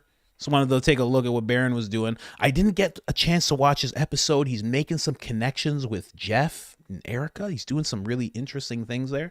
Can't wait to actually sit down and watch that. If anybody has any timestamps on that, please let me know. Now, Turning Point, through the Real Voices of America, Real America's Voice, is going to let you guys in on who to trust and who not to trust in the media. So take this as gospel, ladies and gentlemen. Which influencers you should follow and trust and which you should not? Yeah, I mean, so first of all, it's just a great question. I think it's an important one, and a lot of people are becoming aware of it. I think, as you said, an important thing is skin in the game. Not just are they doing actual work out there, but sort of, is there any accountability if they're wrong about things? And more to the point, you should just, even if they don't, you should look for signs that, like, if they make predictions, you have to look, sorry, I'm stumbling over my words. You want to look for a long-term pattern here. You should see, is this person offering like consistent takes on things? That doesn't mean they have to be right all of the time, but are they clearly coming from some sort of ideological foundation? Can you anticipate how this person will react to things in a way that isn't just chasing after clicks? That's weird, because then you could say Officer Tatum is someone to trust. The reason I say that is because you always know what side of things he's going to fall on. You always know what he's going to say about a certain subject. You know, people see Michael Jordan, like, you know, doing whatever, you know, he's like, oh, well, his daddy has no problem with it. Like, you know what he's going to say whenever he talks about anything, whether it's that place in the Middle East or whatever. You know how he's going to fall. I don't think that's a sign to trust somebody. I think that's a sign that you shouldn't trust that person, because they're always falling on that side of things, even if that side is currently wrong. Oh my gosh. So sorry, guys. Sorry for the headphone crowd out there. My apologies. So sorry. But you always know, even when they're wrong. So I think that's an issue, right? You don't really want that. I like someone like Tucker. That's why I like Tucker. Because Tucker's like, oh, I supported this war when I was young. I went and saw some things. It was absolutely terrible. It made no sense. And now I know I was wrong, and I'm never going to support a war like that again. And then another war pops up, and he doesn't support the war. Then everyone in the conservative side of things is like, support this little place in the Middle East. And he's like, well, I'm seeing things wrong there, so I don't want to support. You know, I want to see what they're doing. You know what I mean? You can't tell where he's going to fall on certain subjects. Candace is the same way. You don't know where she's going to fall on certain things. You don't want someone that's just a company man always saying the official narrative. That is not a trustworthy type of person, in my opinion. But Turning Point thinks that it is. And they kind of have a somewhat of a incentive to feel that way, I think. Let me just see. Don't worry. Okay. Somebody saw what I posted, and like, they're blocking me. But you're not the guy. I want the guy. Whatever. Anyway, I want James to block me, not you. But you can block me. Whatever. Who is this? The Concerned Citizen. Who are you? I don't even know you. Oh, you have 14 followers. Okay. Well, okay. Bye.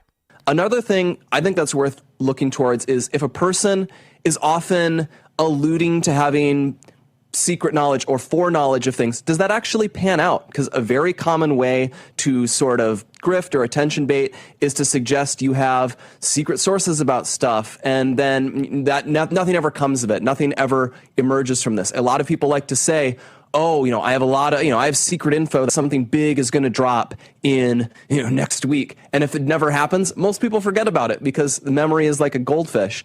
But you should watch those things. And if they are doing that consistently, one of the great things on X, you can actually make lists of different users, and you can put someone on your list of this person actually BSs me a lot, or you could put someone on a list. This person actually has been reliable. You can bookmark posts. Using those tools is a good way to keep track. Of course, it's Blake who's like, listen, if you don't like people, you can just make a list. You can just make an obvious list and put them in that list. So you always have that list. That way, when someone contacts you about who you need to call evil and demonic, well, then you have a list already made up. You understand? And also, in the other way, if you need a list of people who are going to call someone evil and demonic, well, then you make a list of those people, and as soon as you need them, you contact them all because you have the list. Blake seems like a type of guy that likes to put people into lists, you know? Track of who's reliable, who's honest, and who's less reliable. Another thing I like to look for is sort of emotional balance. I find that people who are less reliable, they tend to get insanely worked up about things, and it's always a new thing this week because emotional overload is very, it is clickbaity. It's very satisfying to people. People enjoy getting really worked up about things. And if a user is deliberately feeding that, if they're encouraging you to get really, really angry all the time about every new thing, if they're encouraging really drastic action all of the time, I find that's a sign that they're often just chasing after the most clicks that they can get. That's very interesting because there was a bunch of people that did that for Turning Point, and they said they were doing it for Jesus, but it was actually for Turning Point. They were doing that whole thing. So that's interesting. That's an interesting stance to take, I think. We're just doing like a little rapid fire here really quick. Somebody showed me that apparently this guy's making a documentary. I don't know. This person might be off a little bit. This is a person that Maggie Johnson. Thank you so much, Maggie. Why is your profile picture a guy? Just asking. The compromised guy evidence is now shooting a documentary about Charlie. So apparently there is an I Am Charlie Kirk documentary. This guy is supposed to be a part of it. This is Terrell. Apparently, allegedly, maybe, perhaps. I don't know. That would be very, very crazy if that was the real reason why he took the SD cards, because he needed it for a documentary. And that's why he stood on top of the thing filming Charlie, because he was looking for a shot for his documentary. That would be crazy. Don't know if it's true, but I will look into it deeper. These are things I'm going to look into a little bit more. And then when it comes to BB cancels another thing, CPAC conference in Hungary. He was a featured speaker. He just canceled, said he couldn't go. Then I think there was another one. Let me see here if I find it. Yeah, then there's another one. Oh, no, this is the same one. Okay. But there is another speaking engagement that he also canceled repeatedly. So it's very odd what's going on with BB. He's canceled multiple events where he is supposed to be the featured speaker. And for some reason, he's just not doing it. No idea why. Couldn't tell you. A lot of people think it's because he has passed away and he's gone into the inferno of heaven. To talk about both sides, how both sides feel about it. He is burning in an internal blaze in heaven. Pitchforks and all sorts of things. Just terribleness in heaven. If you take both sides at their word there, he's gone. I think he would be in limbo. I don't know if he would go either place. I think he'd be stuck in limbo for a long time. What is that? Is that like purgatory? Like that type of thing where he'd be stuck, can't do anything, can't have his power like he used to have, Demons run up to him. They're like, it's butt stuff time. It's butt stuff time. Come here. And he's like, hey, what's going on? They're just dipping him in they're dipping him in baby oil, but it's like spiritual baby oil, It's like otherworldly baby oil, They're just dunking him in it, you know what I mean? Doing all sorts of stuff. Anyway, he was also seen here, apparently. Now, people are pointing out how he's laughing about this whole thing, but I think the main thing to take in is that he's actually there. Now, there's been nobody who's done any zoom-in work. That is clearly not him. He's over here. Nobody's done any zoom-in work to see if it's actually him. or if to see if he has more teeth than he usually does or anything like that. No one's done any of that work. He does look different. I have to say, he looks very different than what we've seen him in the White House, and the expression's not moving. And also, you know, I am one of those people where I go, I muted myself instead of stopping the tape. I am one of those people that go, yeah, you could get hundreds of people to all go along with this. Like, of course you could. Easily. I think I've seen too many things where they get hundreds of people to go along with something. So like a dude in a mask wouldn't be like the craziest thing ever. Especially if it like held a political party together. You know? They'd be like, yeah, okay, like who puts on, who's the same height as him? You put on the mask. Put it on. Let's go. Yalla. Can. Put on the mask. Put it on. Glue the mask on him. Glue the mask on his chest. Use a quarter zip. Zip it. Yalla. Let's go. Yeah, of course they would. Why wouldn't they do that? Keeps all their jobs, keeps them in control. Of course they would do that. Anyway, I'm not saying they're doing that. You know, anyway. If anyone needed an explanation of why Iran is the enemy of civilization and the enemy and the danger to the entire world, you got it in the last 48 hours. In the last 48 hours, they fired a terror weapon on civilians, on children. There's a children's nursery here. See, like, I want to see the eyes. I don't even care about what he's saying. Yeah. I check. Anytime somebody tells me a whole place, instead of saying the people or the government, they tell me the whole place is a problem, I check out. I'm like, come on, you don't even know what you're talking about. There's no whole place that's just, you know what I mean? There's regular people everywhere. Don't forget that, guys. There's always regular people who are just like, I just want to work. You're already making me work. It's already with the taxes. Can I just work with I don't want to know about all this stuff. There's always people like that in every place on the planet. So this guy tells me Iran's just the whole place. It's just down to the soil is a danger. Come on. I'm not believing that. But the whole thing with the glasses on. I want to see you with your glasses off, man. Let me see you with your glasses off. See when they were far away, they gave you a little shot of him, you know, with no glasses on. Right? He doesn't even know he's being filmed there. Then when he's being filmed, puts the glasses on. That's weird. It's weird, you know what I mean? These guys don't have their glasses on. They're good. You know? Interesting. Who knows? Who knows what's going on with BB? Let's be honest. None of us actually know. I think a lot of people are just very hopeful. Hopeful that he's alive. Yeah, right? Anyway. We'll see. Again, it's been almost 2 weeks. He has not shown up to the White House. He goes to the White House every 2 weeks. Mark revealed, Candace's ex-director revealed that he actually goes there with dirty laundry. How long is he going to let his laundry pile up without bringing it to the White House so it could be washed? And somebody said his coloring's weird. Yeah, that's the thing. That's the whole thing, man. His coloring is odd. The coloring is really weird, in my opinion, especially here, where, again, he doesn't know what's happening. From what I've seen, like, let me just do this really quick.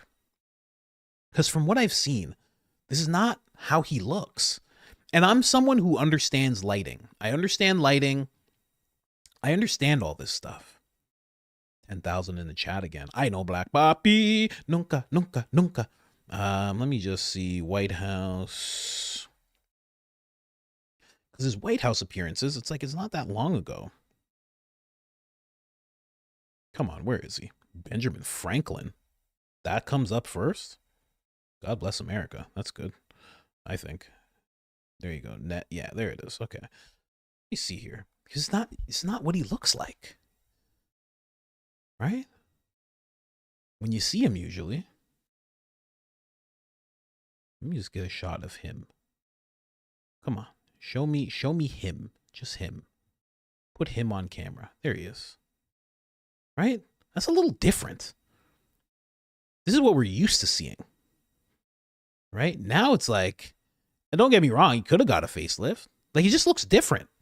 right? The head looks bigger. Like here, his proportions make sense, right? And I know he's wearing a suit, but it's like the neck is different. I know sometimes you got a little thing and it pulls up your neck a little bit because you're putting that last button in, you're putting your tie together. I understand that, but I mean, it just looks a little different than what we're used to seeing. Did he catch a tan? He hit a tanning bed and he hit a facelift. I don't know. It just doesn't look the same. Like even this picture that this person's using here. Like where's all that? Where's all that wrinkle? Where is all that? Hair looks like it's just one chunk. Like why does it look like that? Is it just the ultimate comb over? You know, it's just real light type of comb over, right? That's why he goes to the White House so much, to talk to Pres Orange about how to do a comb over properly, right? Like what's going on here? Looks different.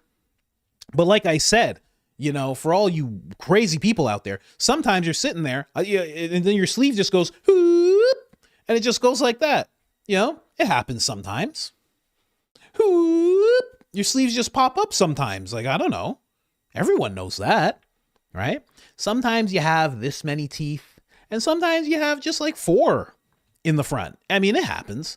You're not cognizant of it as it happens, but it happens all the time, Let's not go off the deep end, right, guys? Anyway. Yeah, hair looks weird. The whole thing looks odd to me, but whatever, man.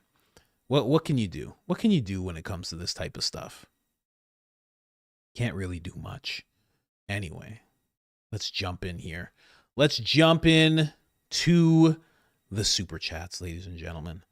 Oh, yeah. Also, Candace is going to be wrapping up the series. I should say that. Candace is going to be wrapping up this series around today, tomorrow. I think she said there's 1 or 2 episodes. What episode are they on now? I'm pretty sure they're on episode... Let me see. Episode 9 of the series. Let me just put in Candace. Let me see here. Yeah, episode 8. So I would think they're going to clean it up at a nice 10 episodes, right? I doubt they're gonna do 9 episodes and that's the series. So I think today and tomorrow is gonna be the wrapping up of that whole thing. So we'll see. We'll see what she ends up talking about. We'll see what it all looks like. We'll also see if she gets thrown into the same thing as Project Constitution. Gets a little letter in her P.O. box, right? You never know. I don't know. Anyway. Rolling on the floor, laughing. Meow, kittens. Kitties. Thank you so much. Appreciate you. Just a little cat there. Just a little cat. Undebunked. Okay. My vid out. My chocolate queen Candace. You were in it. I'm a huge fan. Need your critique. And me no white papi. Nunca, no white. I's Dominican, man. I's Dominican. The most humble man. Oh, that just reminds me, too. Thank you so much for reminding me. I got to show you guys this. I have to show you guys this. I don't even remember which one it is, but I'll remember as soon as I see it. I have to show this to you guys. I think my wife sent me this, or one of you guys who follows me on Instagram sent me this. Just ridiculous. So ridiculous. I absolutely love it. I hope I can still find it. The Dominican ones are just the best. They're just the best, hands down. If you're new to the show, we talk about Dominicans with love, with absolute love. We love the fact that they're no black poppy. We think it's very inspiring. Oh, this is the one. This is ridiculous. Here, let me just... So this guy... This is crazy. Hold on, let me bring this screen down. I gotta show this to you guys. So this guy, it's a Dominican that gets caught by ICE. Okay, I know. Some people, you don't like just listen, just watch. Okay. ICE, immigration. Are you Dominican? I'm not Dominican. Fine. I'm black.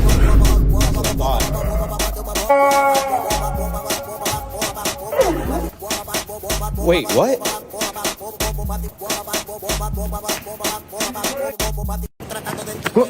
What? He tricked him. So stupid. Oh, so dumb. I love it. I absolutely love it. Thank you so much. Whoever sent me that, you know who you are. Thank you so much for sending that to me. So funny. I know Dominican. I black. The worst thing. They never want to say that. They never want to say that. So funny. So funny. And then he salsa dances as he runs away. I mean, just the best. Just the best. Thank you so much. Oh, man. I got to follow that guy. Sends out 10 memberships. Thank you so much. Pablo Discobar, 3333. I apologize in advance to the person who said they don't like hearing Baron say the number 33, but it is a number and it is there. So I did say it. I do apologize in advance. I know that's going to upset you. Heather, also known as Rachel. Good morning, Mint Daddy crew. Thank you so much, Heather. We appreciate you. And good morning to you. I'm glad you're watching. Steph 007. Joey Diaz is not Mint Daddy friendly. Love him, though. He's hysterical. He's hysterical. I met him in person. He is just exactly what you see. He is oh my gosh. You know, such a pleasure. We don't know how much longer he's going to be around, so it was incredible to see him live. Oh, man. The highlight of the mothership. More so than performing, being able to see Joey Diaz live. Absolutely amazing. Casey, or Cassie, if anything happens to one of my podcasters going to start folding people's clothes. Wait, if anything happens to one of my podcasters going to start folding people's clothes while they're still wearing them. 2000s Eminem wouldn't stand for this. I want Mosh 2.0. Wow. You have to be a real Eminem fan to know about the song Mosh. I know all about that song. Great song. I don't know if he would do 2.0. I don't know where he's at politically, you know? Anyway, let's keep going. Holy Fire Luna, after hearing what Baron uncovered from investigating my tip, I'm convinced Erika Kirk was meeting with J.E. during her travels. There are way too many coincidences of Erika being around those type of people. Christ is king. I mean, it's just so much. There's so many adjacent things. It's so weird. Like how many there are. It's wild. Wild how many. It's like, what are we, like, we're at like 12 adjacent people? I don't know. GOH 2130. Oh, thank you so much. Oh, Pablo Discobar 3333. I received mentorship. I received your membership gift. I'm so happy to be the lucky one. I can't accept it for free. Oh, no, of course you could. I mean, that's Pablo. That's Pablo throwing it out there. What do you mean? You know? Oh, Project Constitution. What do you think of Palm Beach Pete? Do you see the video where the dude compared the teeth and says it's a match? I did see that. If you don't know who Palm Beach Pete is, ladies and gentlemen, it's a guy that's lived in Florida for decades. He knew J.E. He actually had been at parties where J.E. was there.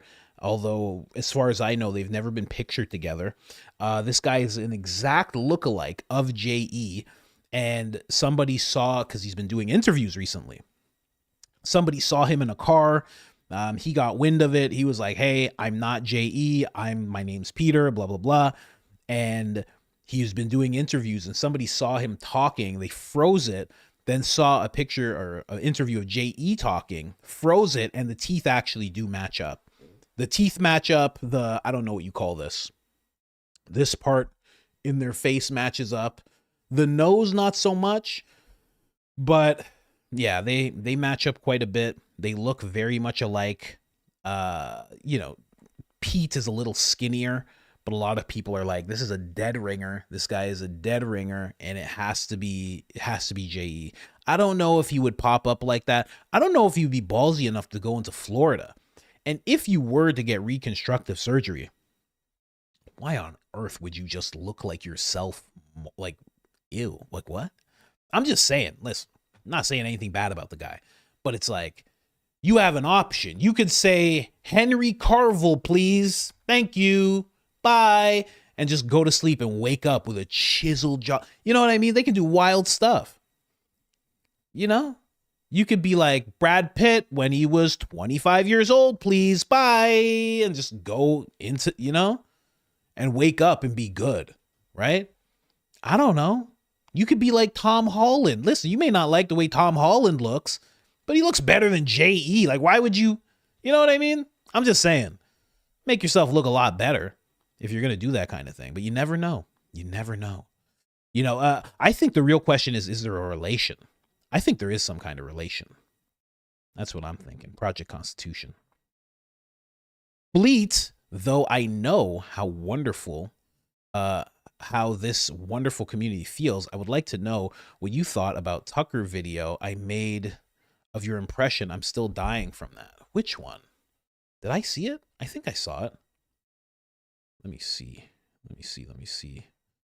Let's see here. I assume it's on YouTube.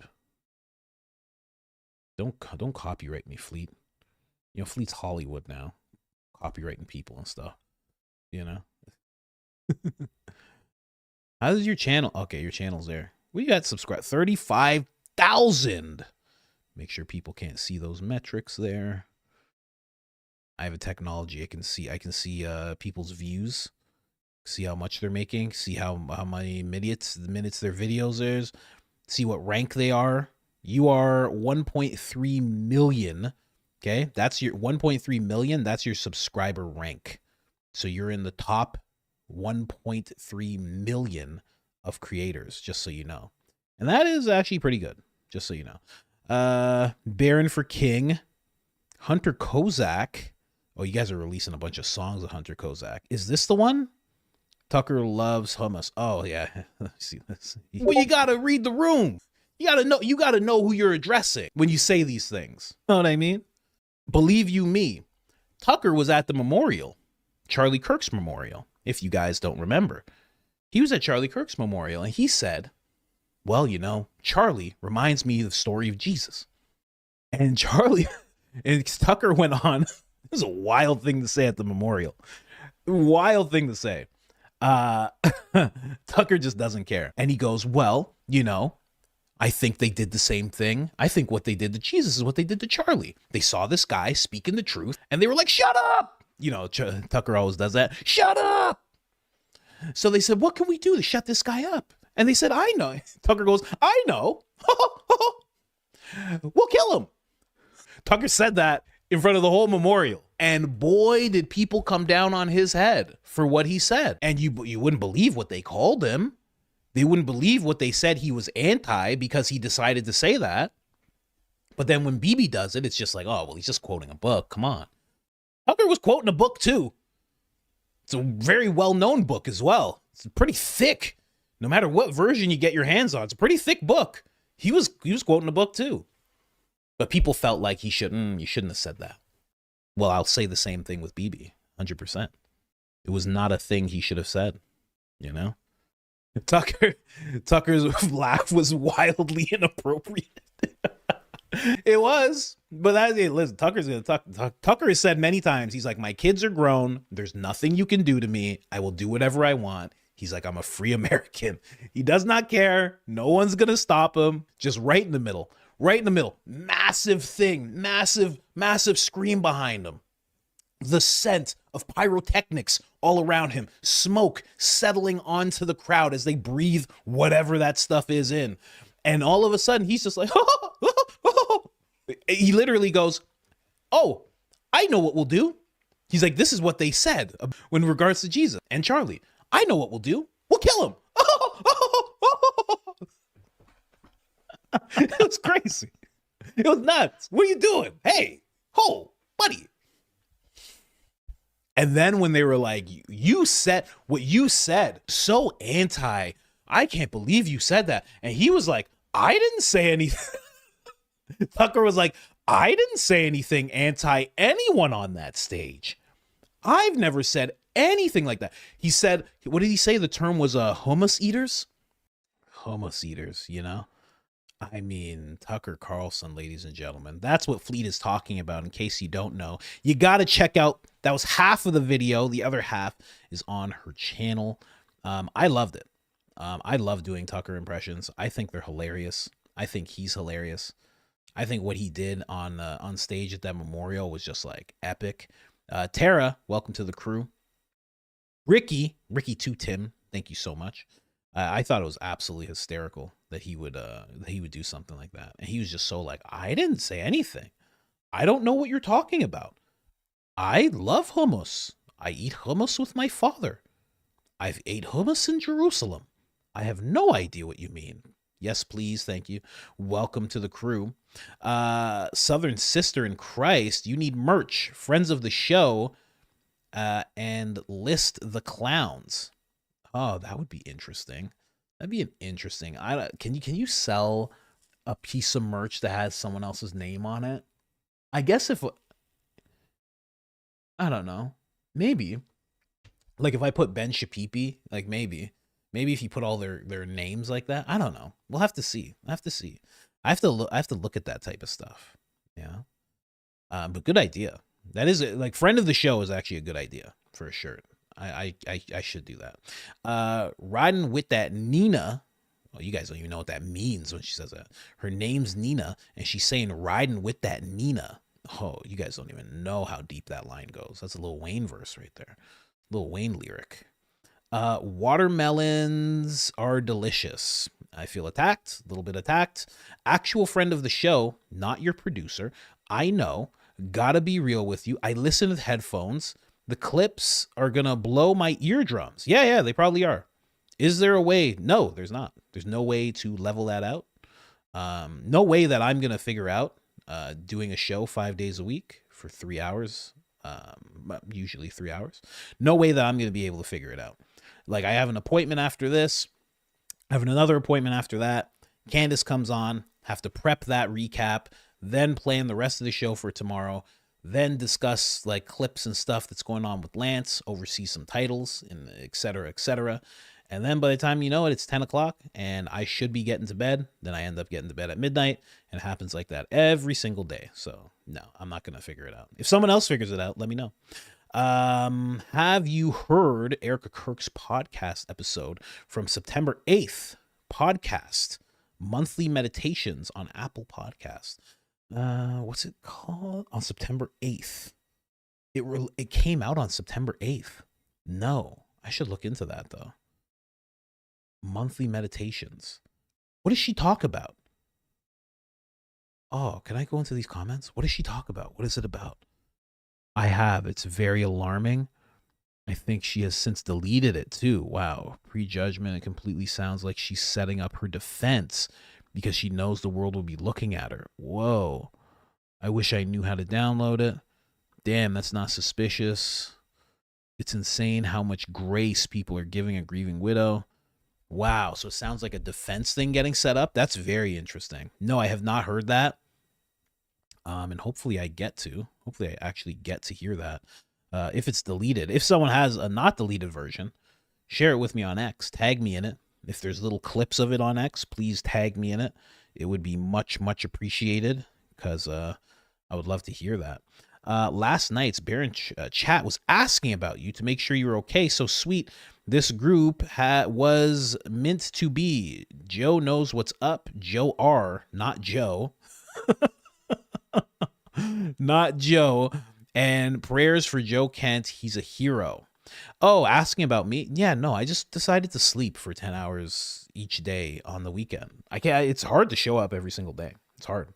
You know, you do 18 hours of content and then people are like, where's the rest of the content? It's like, it's a lot. It's a lot, guys. It's more than your average. That's for sure. And plus there's the clips channel. But Lance had a little bit of an issue with the clips. We were going through some things, Starlink and whatnot. So, but he's all good there. But yeah, always direct your attention to the clip channel if you see that this channel isn't doing anything on the weekends, because I said I'd be back Monday. But yeah, sometimes I need to sleep, man. I got to get my sleep in. I'm just going to keep making myself sick. M. Pooh Bear, welcome to the Mint Daddy crew. Thank you so much. Appreciate you. And I'm glad everybody, well, I'm not glad, but thank you for being concerned. I mean, thank you very much. But yeah, sometimes you just need to sleep and chill and be a dad and, you know, be a husband and just chill out. Eat a gluten-free pizza with your wife. Afro Man, lemon pound cake, and the American flag outfit. We got to get Afro Man on our team. Love you, coach. Keep going, Max. Afro Man's very interesting. I haven't seen what's going on with him, but a lot of people have been talking about him. A lot of people forget that he uppercutted some lady, but you know, people forget things. Folks must need to be careful when listening to disgruntled employees. Kind of.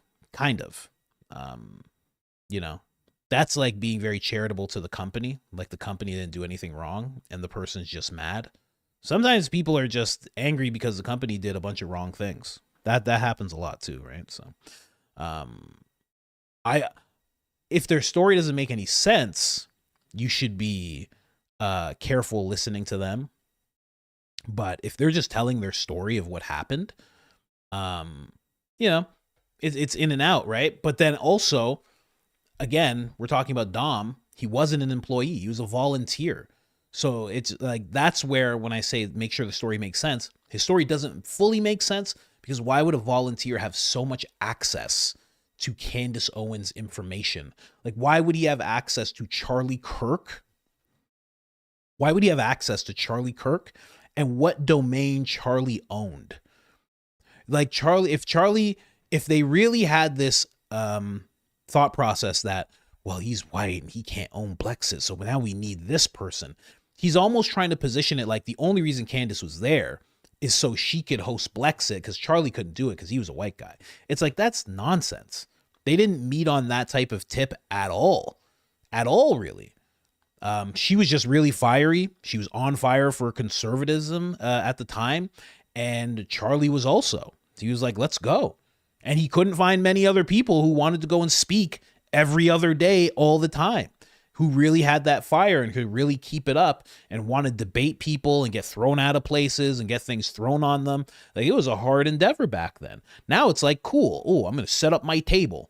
Back then it wasn't cool. People were flipping your table and they were attacking people, and they didn't care at all that Candace was a woman. They would go after these guys. So, I mean, to act like it's like, oh, he just brought her in because she was black. It's nonsense. That's to position Charlie as being one of those guys that just goes, oh, I'll just use this person because they're black. Charlie has shown himself time and time again, no matter what you think about Charlie, when he would talk about race, when he would talk about black-white relations, when he would talk about fatherlessness in like the urban communities, in terms of that being the biggest problem, like within the black community, he would never go on a racist type of I don't know, just a racist type of tip. That's not where he came from when he would talk about it. So that's just me. So yeah, I think Dom wasn't making too much sense. And honestly, for him to bring up that turning point stuff, again, we have no idea if there's any financial incentive, but where else? Let's say that was true. How would he have gotten that information? So they wouldn't have let the black community of people working at Blexit into that information, because they'd be like, well, then they'll know. And then they'll look at this whole movement as suspect. They'll look at, like, they'll act like they'll feel like they're being used.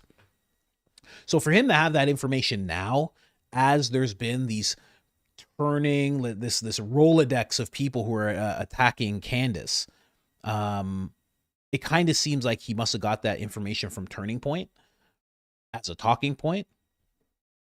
I don't know. Couldn't prove it to you.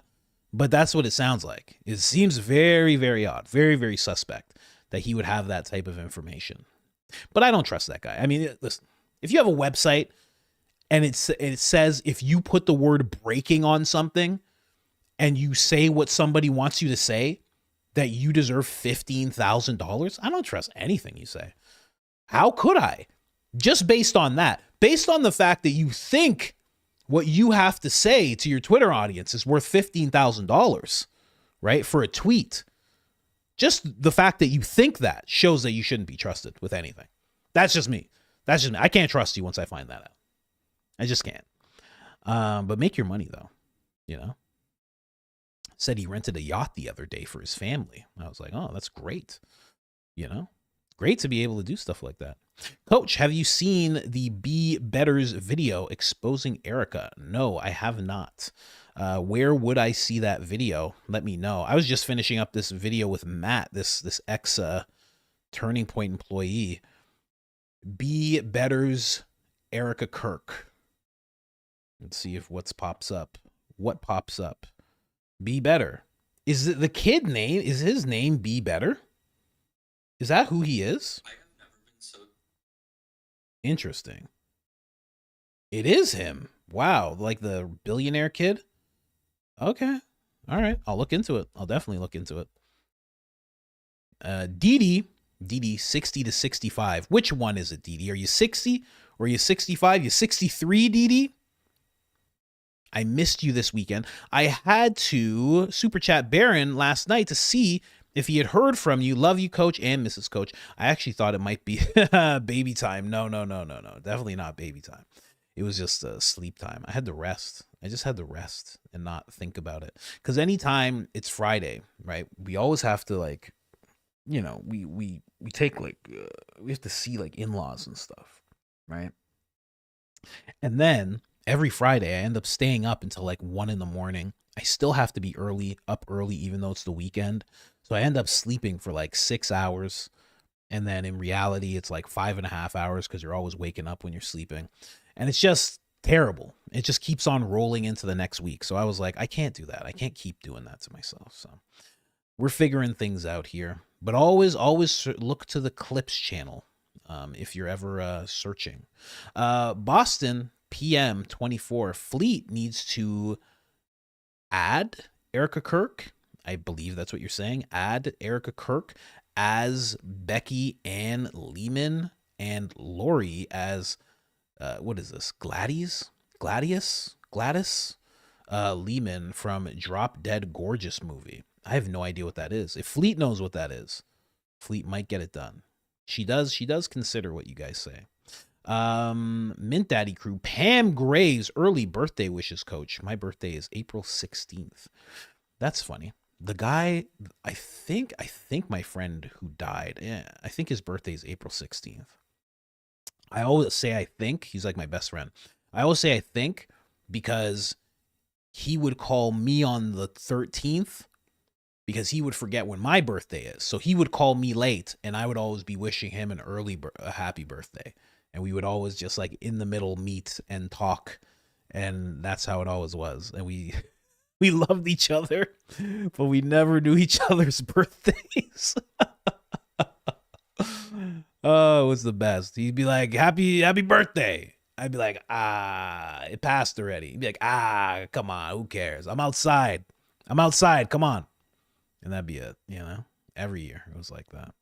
R. Myers, Joe said he didn't know Charlie very well. So, Rabbit's story doesn't add up. Which Joe? Are you talking about Joe Rogan? Joe Kent? Oh, Joe Kent. Yeah, because I know Joe Rogan said he only met Charlie one time. Joe Kent said he didn't know Charlie very well. So the Rabbit story doesn't add up. What is the Rabbit story? I forget. Tell me. Please let me in on that. Crystal Smullen, one of the top meme makers. Welcome to the Mint Daddy crew. I thought you were already in it. I thought you were already inside. Illustrations of motherhood. What happens when Candace Owens releases more inside intel now that Joe is gone?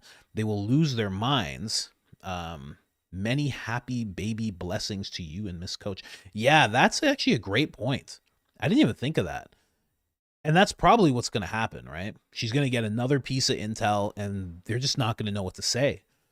And then maybe Tulsi will be stepping out of line and they'll be like, okay, let's direct it towards Tulsi now. She was already a Russian spy once, right? Let's run with that story again. That's probably what they'll end up doing. Something along those lines. Because there will be more information released. Or maybe because Joe Kent is still speaking his mind, they'll just be like, screw it. Let's just keep blaming Joe Kent. Like it's going to be something like that, right? Whoever is talking about that place in the Middle East in not the most favorable way, they'll point it at them. Whether it's Joe or Tulsi. Amy Marissa's voice. Keep up the great work. Thank you so much. Appreciate that, Marissa. I think I'm saying that name right. Lisa, Boxer Dog Mom, says, can you imagine debates if Tucker runs for prez? That laugh coming out at all times. The absolute best. Oh my gosh. That would be hilarious. Could you imagine Putin meeting Tucker? Being like, the guy who interviewed me, he's the president? Really? Hear him outside in the hall. He'd be like, are you guys serious? Yes, that's the president. Go meet with the president, sir. He's here to talk to you. Hello, Vladimir. It's very good to see you again. You know? Anyway, we, meaning me and Luna, really want you to do a bit as Black Tucker Carlson, but as Tucker. Would make a great animation, no pressure. I'd have to figure that out. Black Tucker Carlson. That would be like Dave Chappelle, Black George Bush, you know? I'd have to figure that out. Tucker. What would Tucker be like? What would Tucker be like? What would he discuss? You know, what issues would he bring up? You know? I got to think about that. There's a lot to that, though. I should do that. I used to say I'm the Black Tucker Carlson all the time. It used to be in all my descriptions. I gotta think about that. Nothing comes to mind right now. I'm like thinking like, what would his laugh sound like? Would his laugh be different? Would he laugh differently? What would would he laugh like that? I have no idea. No, it'd have to be the same laugh. No. There's some ideas coming. Smarty Pants Dance. Rights are from God for humans. No geopolitical nation has a right to exist, nor does any nation have a right to cause regime change. Only the people of that nation have that right from God. Mic drop. I mean, yeah, you can't announce your own mic drop. You know, you gotta let me. You gotta let me or someone in the chat say mic drop for you. You can't announce your own mic drop. There's way too much confidence to announce your own mic drop like that. You know what I mean? You gotta let us decide on the mic drop moments. I mean, but you're right. You are right. Mic drop. Boise Jet guy, Matt Walsh didn't show up to Catholics for Catholics because he was afraid of a pew pew incident. Why, Matt? What are you afraid of? Yeah, I don't know. I would just say Candace. You know, Candace could take a picture with him smiling, and it would hurt him. It would hurt him and his career at Daily Wire. Just him taking a picture and her smiling. That's it. That's it. Them just getting along at a table, because it seemed like the speakers all sat at the same table. That would be it. Thoughts on Candace's boots and potentially George's black eye. George didn't have a black eye. That was already debunked because they showed him at the dinner and he didn't have a black eye. So what people are trying to do, if people don't know, Candace has a boot on, right? Because she broke her foot. And then they're like, George has a black eye. So what was going on? So they're trying to like make this weird allegation that they were in some kind of fight where Candace squared up like one of Charlie's Angels and gave this guy a spinning back kick so hard that it broke her foot. And it only gave George a black eye, like a vague black eye.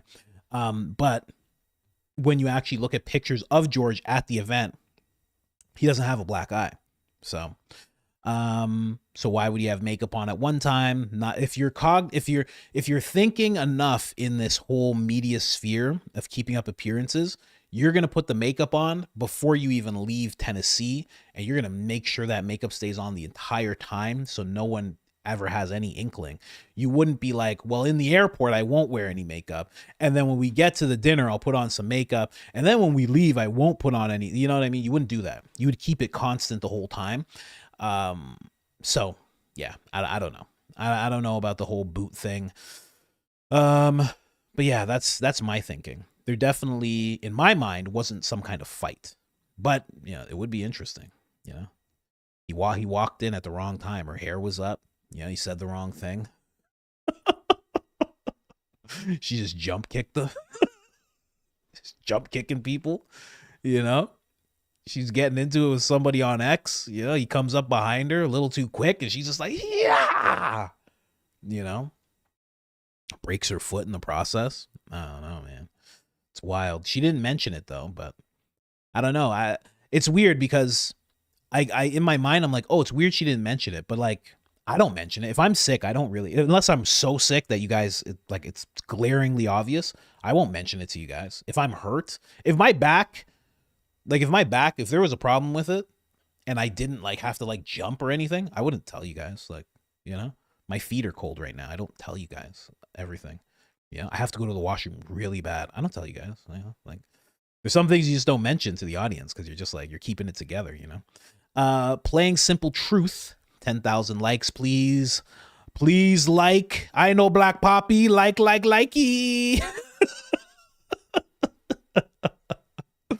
Thank you so much for making me say that. I appreciate it. Yeah, please like the episode. It helps tremendously, guys. You have no idea. It helps so much. Hats, cover, that is 100% not BB. The voice is different. He can't show his facial expressions. They fired on civilians and children. BB. Didn't you mow? Jeez, come on. Oh, wait. They're not. Okay. All right. Anyway, M. Myers or R. Myers, watch Tucker in 1.9 speed. No, I'm not doing that. I know it is. You're going for the whole Mickey Mouse thing. Come on, don't do that to Tucker. Leave Tucker alone. He's not Mickey Mouse, guys. Okay? Although I have never seen him and Mickey Mouse in the same room. I will admit that. I don't think he's Mickey Mouse. Coach, my chocolate mint queen, Candace, or mint rain, please. What are you saying? You're saying you want me to play those videos? I don't even know where they are. Where do I even find them? Did you tag me on X or something? How would I even know? Let's see. Did you? No, nothing. There's a picture of Cash Patel covered in honey. Thanks. The meditation show. Thank you so much, Luna. Appreciate that. I'm gonna look into that as soon as I get off here. Yeah, no, I don't see any song from you here. You got to tag me here. You can't send me emails with links. I'm not going to click the links. I'm not doing it. You know, I don't do the links, but I don't see anything from you here. So I don't even know. How am I supposed to see these songs? Like, where are they? You know, Catholics. Can I get an amen? I mean, like, you know, amen, right? But like, it's just funny to just put that into a thing. Catholics, can I get an amen? Can I get an amen in the chat, Catholics? Just the Catholics? What about the rest of us, huh? What's the problem here?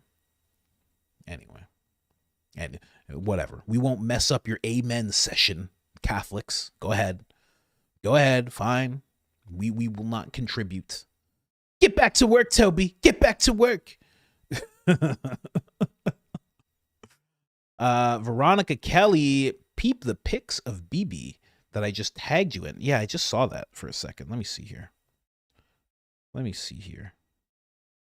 I think you just tagged me. Well, that's AI. Well, those are AI. Those are clearly AI.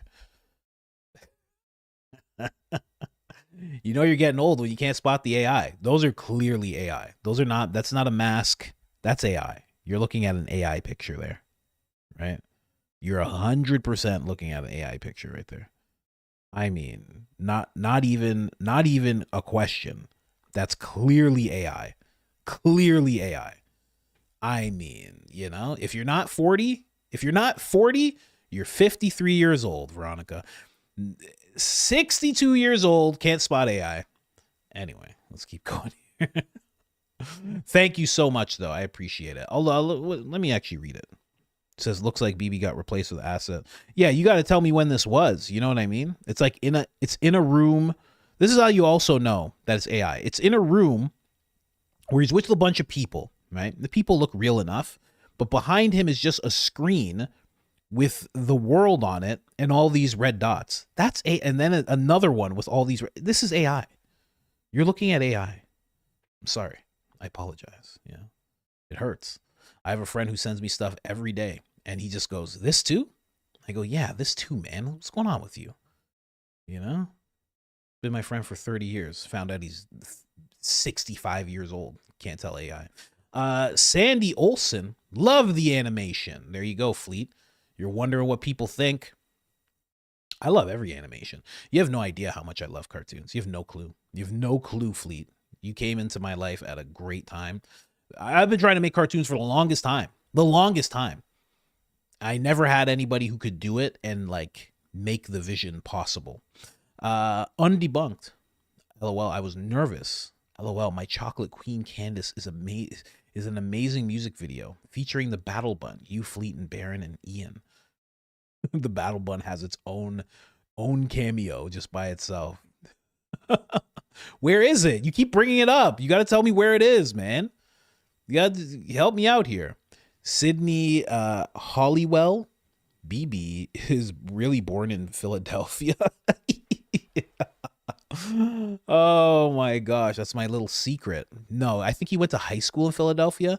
I think he was born in Poland. Maybe he was born in Philadelphia. That would be weird if he was actually American. That'd be really weird. I think he was born in Poland though. I think.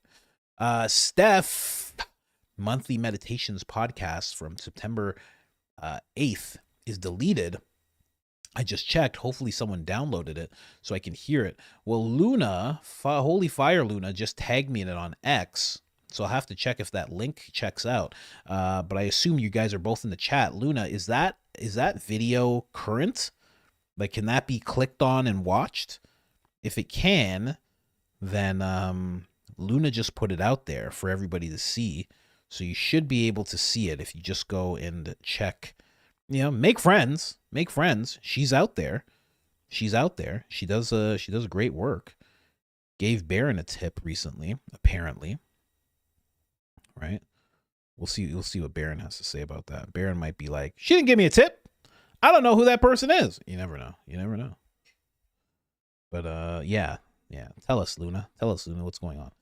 Oh, it's on your channel. Okay. Well, I don't know what your channel is, man. You gotta tell me. Come on. Very curious if Candace Owens posts Mitch's Fort Huachuca photo today on the last video of the Erika Kirk series. That would be crazy. That would be nuts. That would be absolutely nuts. If that's how she ends it, that would be crazy. All the people who were activated to attack her would go nuts. They would go crazy. The attacks would be next level. Liberty Bella or Belly. If you want to learn about Afroman, Candace's friend Brett Cooper has a wonderful, funny segment on it. All right, I'll check that out. Check that out. She always gave me like male Ben Shapiro vibes, so I was always like, ugh. But she's calmed down as she gets older. As she gets older, more mature. Now she runs the show. She's getting a lot better, I think. Let me see here. What is this? Balix on Tim. You have to watch. 120 proof. That is hilarious. 120 proof. I bet just that dive bar energy, huh? I bet he does. I bet he, from what I've heard. Kim Brown, coach, I just rewatched Sean Ryan's softball interview with Brian Harpole. I never really realized how absolutely fantastic your impressions of him are. Please do an improv of him right now. Shout out Timmy No Breaks last week. What do you mean shout out Timmy No Breaks last week? Was Timmy here? What are you talking about? Was Timmy here? I'd flip out if Timmy No Breaks was in the chat. Are you kidding me? Timmy No Breaks has the best bits. He'd be like, boom, roasted. Boom, you gay roasted. That guy's hilarious, Timmy No Breaks. It feels so dumb when it's on demand. Kim Brown. See, this is the guy all the time, you know, I'm talking to Giovanni, right? And Giovanni, I mean, it's a beautiful name, I'm sure, in Italy, right? But over here, it's a little much, right? But now you have a name, Kim Brown. That's a solid name, right? I knew a guy named Brown. He used to make he used to make mints. He used to make mints in mints containers for me.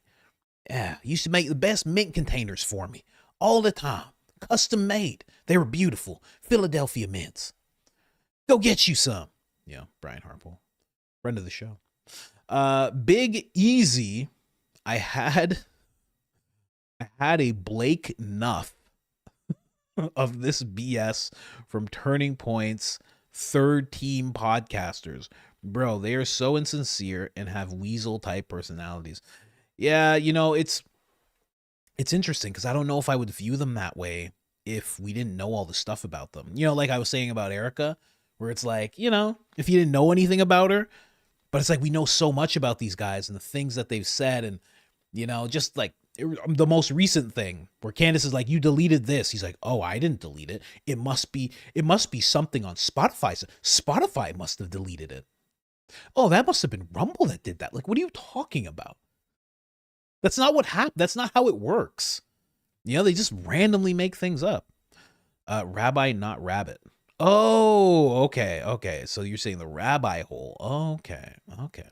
DEFCON nuclear. The Minority Report wasted Balak's tones. Oh, did they? Well, we'll see. I'll check it out. Kim Brown. Let's do a poll. Who thinks that Candace is going to release a photo of Erika Kirk at Fort Huachuca? Well, that's not really a poll. You're just answering. You're just asking who. Yeah, I guess. Yeah, it's yes or no. Yeah, I guess it is a poll. I don't know how to do a poll though. How do you do polls?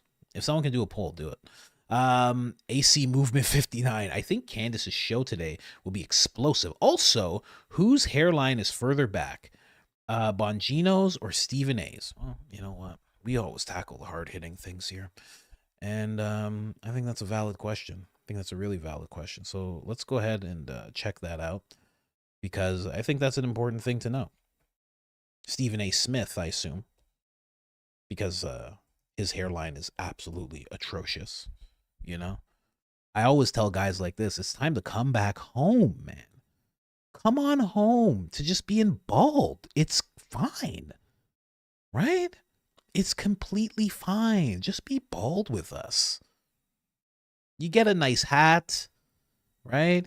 You get a nice hat. You feel good. You know what I mean? I heard this guy's talking about running for president. Yeah, right, buddy. So let's check this out here. That's pretty far back. Okay. All right. That's pretty far back. You know what I mean? That's a lot. That's like your forehead rented extra storage, you know? Your forehead was like, you know what? We had enough storage before, but we've learned a lot in the past few years. Just need some extra storage, you know? I know foreheads don't actually work like that. And then we go to Bongino. Friend of the show, by the way. Let's check it out here. I mean, see, here's the thing. This is what he used to look like, right? He used to look like this back when everyone thought he was black, you know? I don't even know if he's black, but now it's like this. I mean, that's just too much, you know? That's just too much. It's crazy. It's RoboCop. But let's check it out. You know what? I think it's Dan. I think Dan has it. By a hair. Doom. I'm here all week, guys. The hairline wars, ladies and gentlemen. The hairline wars. I think Dan has that one on lock right there. I have to say, you know, we always tackle the hard hitting stuff here, so yeah. We had to just quickly jump into that. You know, we answer the hard hitting questions here. So there you have it. I think Dan wins that one. I mean, I've never thought of calling Stephen A. Smith RoboCop. I've never thought of that one time, right? When that name comes to mind, when you see someone's hairline, I mean, that is just critical. Their hairline is it's critical mass, you know, or lack thereof.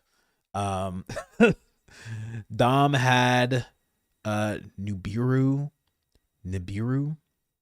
investigator in his profile. After his trip to tour the Philly tunnels in NYC, he deleted it. It's to hide the pole shift. That's so funny. Yeah, there's a video. Like I said, I didn't finish the thought. Sneeko called him out. There's some video where he's like, because Sneeko's like, oh, this guy's a Mason. And there's pictures of him with like the Mason ring. And then Dom's like, I used to practice Freemasonry. I used to practice Judaism. I used to practice all these different things. And I'm like, either this guy is a straight up liar You don't get to just be a Mason for a little bit and dip out to the point where you have rings and stuff. You don't just get to do that and then stop. So either you never actually got brought into any lodge at all, and you were never a master Mason or an apprentice, or you were and you still are. It's one of the two. It's just the way it works. You don't just get to dip out on those guys. You know, thank God for my fear. Thank God I wasn't brave. But that's part of the reason I never joined. Because at one point when I didn't have God and I had no prospects in life, I was like, maybe I should just join this weird society. I'm like, maybe I should just go check it out. I don't know. And I thought about it and I was like, you know, I kept hearing about the higher levels. I'm like, I'm afraid of all that stuff. I don't want to, you know. I don't want to just randomly be worshiping Satan, potentially, you know. I know they say that they don't, but I don't know. The ones that are really high up don't talk about anything, so it's hard to tell. It's really hard. But thank God I was afraid. That's all I can chalk it up to is my fear. I was just really scared, so I was like, I'm not going to do it. If I'm feeling this way, then there's something telling me that's like it's a warning of some kind. So I'm like, nah, I won't do it. But you don't just get in and dip out. Oh, no. Oh, by no means. By no means. Y'all talk about the Bride of Father. Bro, I'm not watching that video. It's too long. Y'all talk about the Bride of Farmer yet. What's your take? It's too long, man. It's too long. And if it came, here's the thing. If it came out, because I can always tell, like from the little bit that you listen to, if it came out from someone who was actually impartial, then I'd be like, okay, let's hear this. If it came out before Candace made the Bride of Charlie, I'd be like, let's hear it. But when it comes out in response to what Candace is saying, I already know, like, you've already shown me 70% of the game. I already know what game you're playing when you do all that. If he just came out with a video and just said, here you go, it would be way different. But it's like you're coming out in response to what she's saying, which means that you're trying to combat what she's saying for some reason. For me, that's just like, okay, well, I see what you're doing. So that's my take on it. Too long, didn't read. That's my take on the whole thing. Tucker Collinson. How have I never thought of that before? Moira, what's going on, Moira? Moira in the house, ladies and gentlemen. Did more pop up? I think more did. Let me go up. Let me go up. All the way back to Moira. There it is. Moira. What's going on? Under Debunked. My Coach channel. That's where the videos are. Okay. Here, let me see here. Let's check this out. Let me pull this up. Here, I'll pull it over here. Let's see. Mint Rain. And then what was the other one? My Chocolate Queen. That is so crazy. Let me see here. Disgraceful. Oh, you have an intro to My Chocolate Queen Candace. It's like a rap song talking about your Chocolate Queen Candace. That's funny. I'll listen to it after. I'll see what I think about it. I sent, oh, it was you. Yeah. Okay, good. Yeah, I remember somebody sending it to me because I was like, I already saw it and I didn't watch it. I think I just sent it to somebody. I think it was my buddy whose wife is Cuban. I sent it to him and I didn't watch it. And then you sent it to me and I was like, oh, this thing has to be hilarious. If somebody thinks I would like it. So thank you so much. Tina Velichor, Tina Velichor. It's not a name. Sent EK podcast through message on why from Feral Free Thinker, but can't sent to Baron. Okay. What do you mean on why? What do you mean? You mean on X? Is that what you're saying? Anyway. Somebody tagged me in it. I think Luna already tagged me in it. So I'll check it out. Poll 1 BB, poll 1 BB, 2 alive. Love you, coach. That's the poll. That's so funny. MKPSU, love you, coach. Long time. Getting a brown and white puppy on Saturday. Going to name her I Know Black Puppy. That is crazy. If you actually do that, you are out of control. We can all call her Nunca, Nunca, Nunca. That is wild if you do that. Much appreciated as well if you do that. I mean, come on. That's like getting a tattoo of that. We have Prez Orange, and PA has an orange talking potato. Do they? An orange talking potato. Wow. Congratulations on the upcoming addition to the family. Love everything you are doing. David J, thank you so much. Really appreciate you. Very generous, sir. Thank you, thank you. You type in My Chocolate Queen, Candace, bot at my computer. I will tag you. Okay. Oh, not at my computer. Don't worry, I saw it. I have them here. One of them had Fleet's not Fleet's picture. Somebody else had a picture, and that's your thumbnail of it. So I recognize that thumbnail from the second song. Felt inspired. Finally made a nice username. Minty High IQ Web. This is an amalgamation of everything. There you go. You're a multifaceted fan. Ashley Tyler says nothing. Thank you, Ashley. Appreciate you. Dan doesn't have a 4-head. He now has an 8-head. Wait, an 8-head, 5, 6. Yeah, he has a lot of head, but not a lot going on inside of it, you know? Skinny MLM. If you time-lapse Stephen A. Smith, you will see how his hairline receding 1 centimeter every 30 minutes. Really? Every 30 minutes? That's quite a lot. That's a bunch. He'll be bald like I am in a second then. Sean Ryan does 2 types of interviews. 1, he interacts, and 2, he lets you babble and lie. Yeah, I noticed that. R. Myers. You're right about that for sure. Saint tagged you in a comment on Tucker Carlson's newest interviewee on Spotify with the Asian guy. Oh man. Yeah, thank you. I saw a little bit of that interview and I lost the clip. So thank you. I'll find it again. Shapiro commented on it and mentioned his eyebrows. Oh, Ben. Jeez. Just shave them, man. It would look less weird if you just shaved them off completely. Mike Riley, are people saying Candace Owens is a part of the boot club now? I was one of the people who never went along with the whole boot club thing. I think it's just because here's the reason why. The same people who would go, and this is years ago, before any documents or anything, 10 years ago, they'd be like, huh, just so you know, Bill's about to get arrested. When you see him with the boot, that means they're arrested, and that means that they have him. Yep, that's what it is. And it was always BS. Always BS. It was always nonsense. It was always BS. And every time it didn't happen or nothing happened, they'd just be like, whatever, you know? And then a month later, they'd be like, you know, George Soros is about to get arrested, just so you know. They're all coming crumbling down, just so you know. You'll see by next week. Whoo! And I'd be like, these guys suck. And that was just my opinion. I'd be like, these guys suck. Because they just keep on doing this over and over and over again. So that's my take on that whole thing. So I don't know about the boot club. I think it's silly.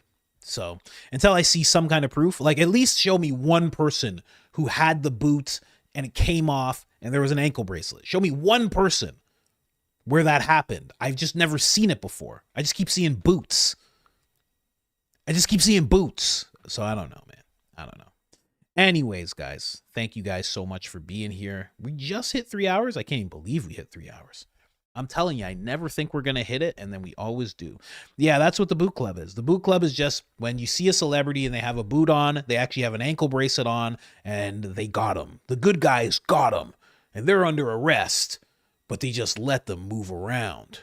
They let them go to events, but they're under arrest. That's why they have the boot on. I despise the confidence of people who say things like that. I just think it's so weird. I think it's so weird. And I've never seen any proof of it. I've been in the depths of the tinfoil for 20 years, and I've never seen anything. 25 years. Jeez, man. It's crazy to be able to say I did anything for 25 years. Absolutely nuts. But thank you guys so much. Yeah, exactly. Let's check out her ankles, man. I mean, you know, I'm all for it. If somebody can tell me what Candace's ankle looked like, okay, like, I get it, but until then, I don't know, man. I don't know. So we'll see. Like they have her under arrest, you know? I don't know. I'm just saying bye to everybody here. Thank you guys for showing up. Please hit the like button on the way out. It helps the channel tremendously. If everybody hits the like button, it will send this video into another level of the stratosphere, ladies and gentlemen. So please hit that like button. Helps us tremendously. And I have to head out. I got some appointments I have to deal with. Thank you guys so much. And thank you, special thank you to the heating pad. Don't need you anymore. And until tomorrow. And I'll see you guys tomorrow. Candace going live very soon. Baron as well after that. And then Tuesday, we are doing the members after Candace. As soon as Candace is done, we go into the members. And the wife will be there, and we're going to be talking about all sorts of weirdness. All